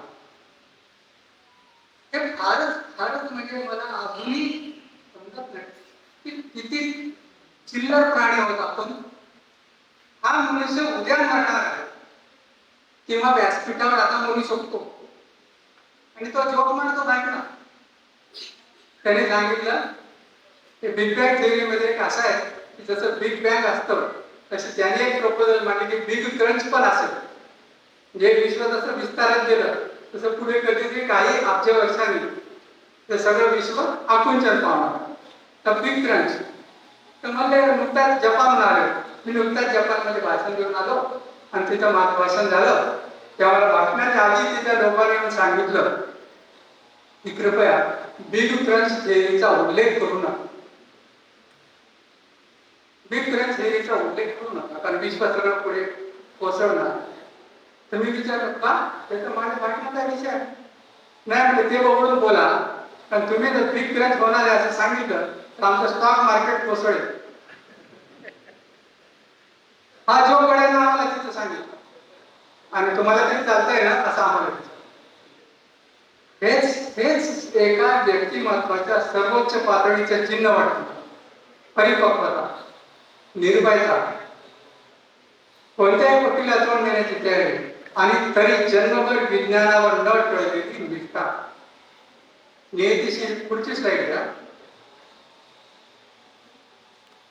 2018 मध्ये मृत्यू झाला, परंतु तोपर्यंत लक्षात घ्या 63 ची गोष्ट आहे. बीटेक झाला त्याला, त्याच्यानंतर 34 वर्षांपुढे 18 वर्ष मृत्यूला आव्हान देऊन हा मनुष्य जिवंत झालं. मरणार म्हणलं होतं, आणि कितीदा तरी म्हणले की हे मरणार. इच्छाशक्ती काय असते, आणि या सगळ्या प्रवासात तो कधीही कुठेही कशालाही शरण गेला, न दैवाला, न नियतीला, न देवाला. सामान्यतः लोक नास्तिक म्हणून फेमस आहे, त्याच्या बातम्या आहेत बरेच. त्याच्यावर जैन त्याच्या वादामधला एक विषय होता, गाजलेले विषय आहेत की जैन ही कट्टर धार्मिक होते आणि हा कट्टर नास्तिक होता. त्याला देव मान्यच नव्हतं. त्याच्यामध्ये बऱ्याचदा वाद झाला आणि तो गाजला होता.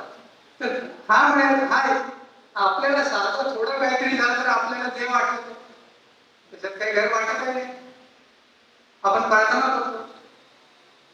या स्थितीत पुन्हा पुन्हा जाऊन, एकदाच नाही, पुन्हा पुन्हा जाऊन हा कुठेही शरण गेला नाही. हा म्हणला ही जैन म्हणली तर असं कसं बोलतो, जर देव नसता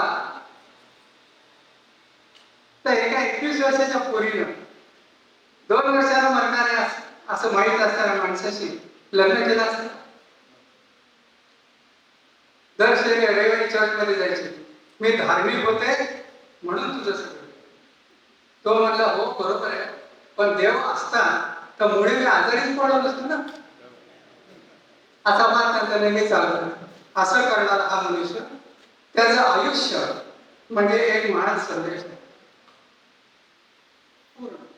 आणि तो त्याच्याबद्दल मी काय सांगण्याऐवजी तो काय म्हणतो, एका विकलांग जीवाने किती दिलेली झुंज आहे, किती पराकोटीची विज्ञान निष्ठा असू शकते, किती पराकोटीचा आत्मविश्वास असू शकतो, किती पराकोटीचं समर्पण असू शकतं. प्रेम काय चीज असते, काय त्यागाचा अर्थ काय आहे, आणि या सगळ्याला मानवी पातळी कशी आहे. न जैन देव होती, न स्टीफन देव. अनेक दोष होते, मी त्याच्यावर बोललो नाही, व्यक्तिमत्व प्रत्येकाचे असतात. पण या सगळ्याच अद्भुत असं चित्रण असणारं आयुष्य म्हणजे स्टीफन हॉकिंगचं. कधीही तुम्हाला आयुष्यात काही भीती वाटली, संकट आलं, निराश वाटलं, उदास वाटलं, तर आठवण्याचा काय एक माणूस आहे, स्टीफन हॉकिंग. कारण त्यानं शून्यातून विश्व कसं निर्माण होतं, ब्लॅक मधून व्हाईट कसं निर्माण होतं, काहीच नसणाऱ्यामधून प्रचंड कसं निर्माण होतं, हे शोधून काढले, स्वतःच्या आयुष्यात दाखवून. असा स्टीफन, त्याचा शेवटचा संदेश आहे तो अवश्य मित्रांनो, बालमित्रांनो लक्षात ठेवा. Remember to look at the sky, not too much bottom. वर पहा, पायाकडे पाहू नका म्हणजे खाली पाहू नका. वर पहा म्हणजे भूतकाळाकडे पाहू नका, भविष्य काळाकडे पहा म्हणजे उदास होऊ नका. त्यांनी तेच सांगितलं, क्युरियस, बी क्युरियस. मृत्यूच्या छायेत and however difficult life may seem, there always is something you can do. किती भयंकर वाटू द्या आयुष्य, किती कठीण वाटतं, तुम्हाला करता येईल असं काहीतरी असतच, ते तुम्ही शोधा. and succeed. And it matters that you don't just give up. सगळ्यात महत्वाचं काय? Don't give up. शरण जायचं नाही, हात टेकायचा नाही, आता काहीच होऊ शकत नाही असं मानायचं. हा स्टीफन हॉकिंग याच्या आयुष्याचा संदेश आहे. या विषयावर मला बोलण्याची संधी मिळाली डॉक्टर कमाल, हे माझं भाग्य समजतं. आणि तुम्ही सगळ्यांनी ऐकून घेतलं हे हा माझ्यासाठी अतिशय कृतज्ञतेचा विषय आहे. खूप बडबड केली मी आणि हे व्याख्यान ठेवल्याबद्दल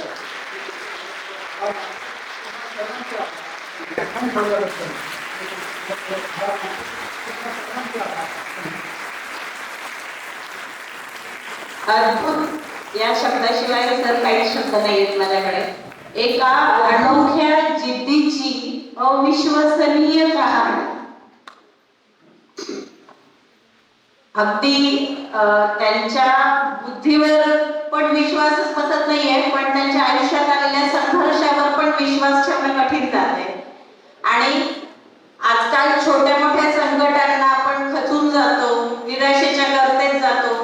अशा सगळ्या मुलांना कुलकर्णी सरांसारखे ओघवत्या शैलीमध्ये स्टीफन हॉकिन्सची कहाणी सांगणारे सर लाभावेत अशी मी इच्छा व्यक्त करते. आणि अनुराग सरांमुळे आणि सायन्स कॉलेजच्या प्राचार्यांमुळे आपल्याला ही संधी आज इथे उपलब्ध झाली. त्यामुळे मी सायन्स कॉलेजचे प्राचार्य लक्ष्मण शिंदे सर, कार्यक्रमाचे संचालक प्रवीण पाटील सर, संयोजक नरवडे सर आणि सायन्स कॉलेजची सर्व टीम यांची मनापासून आभार व्यक्त करते. आणि आता कार्यक्रमाच्या अध्यक्षांना सायन्स कॉलेजचे प्राचार्य लक्ष्मण शिंदे सरांना अध्यक्षीय समारोप करण्याची मी विनंती करते. Thank you madam. अत्यंत अभ्यासपूर्ण असं भाषण किंवा व्याख्यान दिल्यानंतर मला वाटत नाही काही अध्यक्ष समारोप करायची गरज.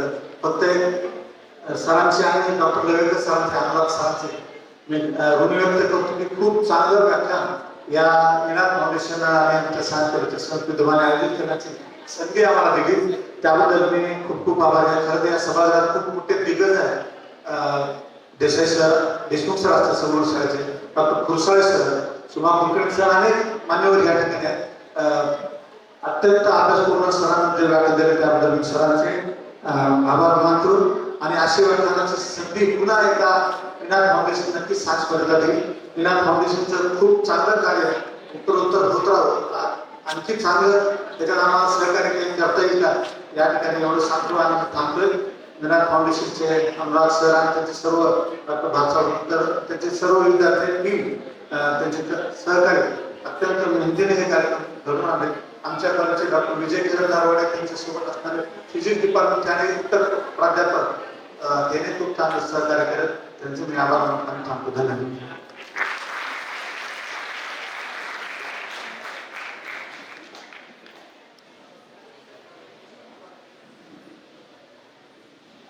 इथे आभार व्यक्त करण्यासाठी बोलावते आहे. नमस्कार. मी जास्ती वेळ दिला नाही. महत्वाचं म्हणजे आजचा कार्यक्रम अप्रतिम होता. म्हणजे साक्षात जी वाई आहे, साक्ष आहे, तुमच्या प्रेझेन्समुळे हे कळालेली आहे. या ठिकाणी आजच्या कार्यक्रमासाठी जो तुम्ही भरभरून प्रतिसाद दिला आणि यासाठी प्रमुख म्हणजे आजच्या कार्यक्रमाचे जे व्याख्याते आहेत श्री एल.के. कुलकर्णी सर, सर्वात प्रथम तर मी सायन्स कॉलेज नांदेड आणि निनाद फाउंडेशन यांच्यातर्फे त्यांचं मी आभार व्यक्त करतो. महत्वाचं म्हणजे या कार्यक्रमासाठी जे आपल्यासाठी सतत म्हणजे आमच्यासाठी प्राचार्य प्रोफेसर लक्ष्मण शिंदे सर यांचे सुद्धा मी आभार व्यक्त करतो. आणि त्यानंतर या कार्यक्रमासाठी निनाद फाउंडेशनचे अध्यक्ष डॉक्टर लवेकर सर यांनी सुद्धा हा सुंदर कार्यक्रम घडवून आणला. त्या प्रसंगी त्यांचे सुद्धा मी आभार व्यक्त करतो. महत्वाचं म्हणजे या कार्यक्रमासाठी आमच्या महाविद्यालयातील सर्व प्राध्यापक, नॉन टीचिंग स्टाफ, प्रामुख्याने आकाश सर, शिवासर यांचे सुद्धा मी आभार व्यक्त करतो की त्यांनी टेक्निकल ठिकाणी सगळ्या गोष्टी आहेत त्यांनी प्रामुख्याने सांभाळल्या. त्यानंतर फोटोग्राफीची महत्वाची जिम्मेदारी पार पाडणारे आमचे सर्वांचे लाडके असे किती सर यांनी सुद्धा महत्वाचं फोटोग्राफी आणि या संदर्भाचे काही तांत्रिक सहाय्य आहे त्यांनी आपल्याला लाभलेलं आहे. त्यांच्यासाठी मी आभार व्यक्त करतो. खलील मामा यांचे सुद्धा मी आभार व्यक्त करतो. आणि या प्रसंगी सर्व जे प्रतिष्ठित नागरिक आहेत ते प्रामुख्याने कार्यक्रमासाठी उपस्थित राहिले त्यांचे सुद्धा मी सायन्स कॉलेज आणि मीनाथ फाउंडेशन तर्फे मी आभार व्यक्त करतो. आणि सर्वात महत्त्वाचं म्हणजे जे विद्यार्थी मित्र या प्रसंगी खूप जास्त संख्येनं आणि अतिशय शांत पद्धतीने हा कार्यक्रम त्यांनी अटेंड केला आणि भरभरून असा त्यांनी प्रतिसाद दिला. याबद्दल विद्यार्थ्यांचे सुद्धा मी सायन्स कॉलेज आणि मीनाथ फाउंडेशन यांच्यातर्फे मी आभार व्यक्त करतो. आणि अध्यक्षांच्या वतीनं हा अतिशय सुंदर कार्यक्रम येथे संपला असं मी जाहीर करतो. जर कोणाची चावी इथं हरवलेली असेल ऑडिटोरियम मध्ये तर मी स्टेजवर माझी चावी घेऊन जायची. जर कोणाची मी बोलतो परत.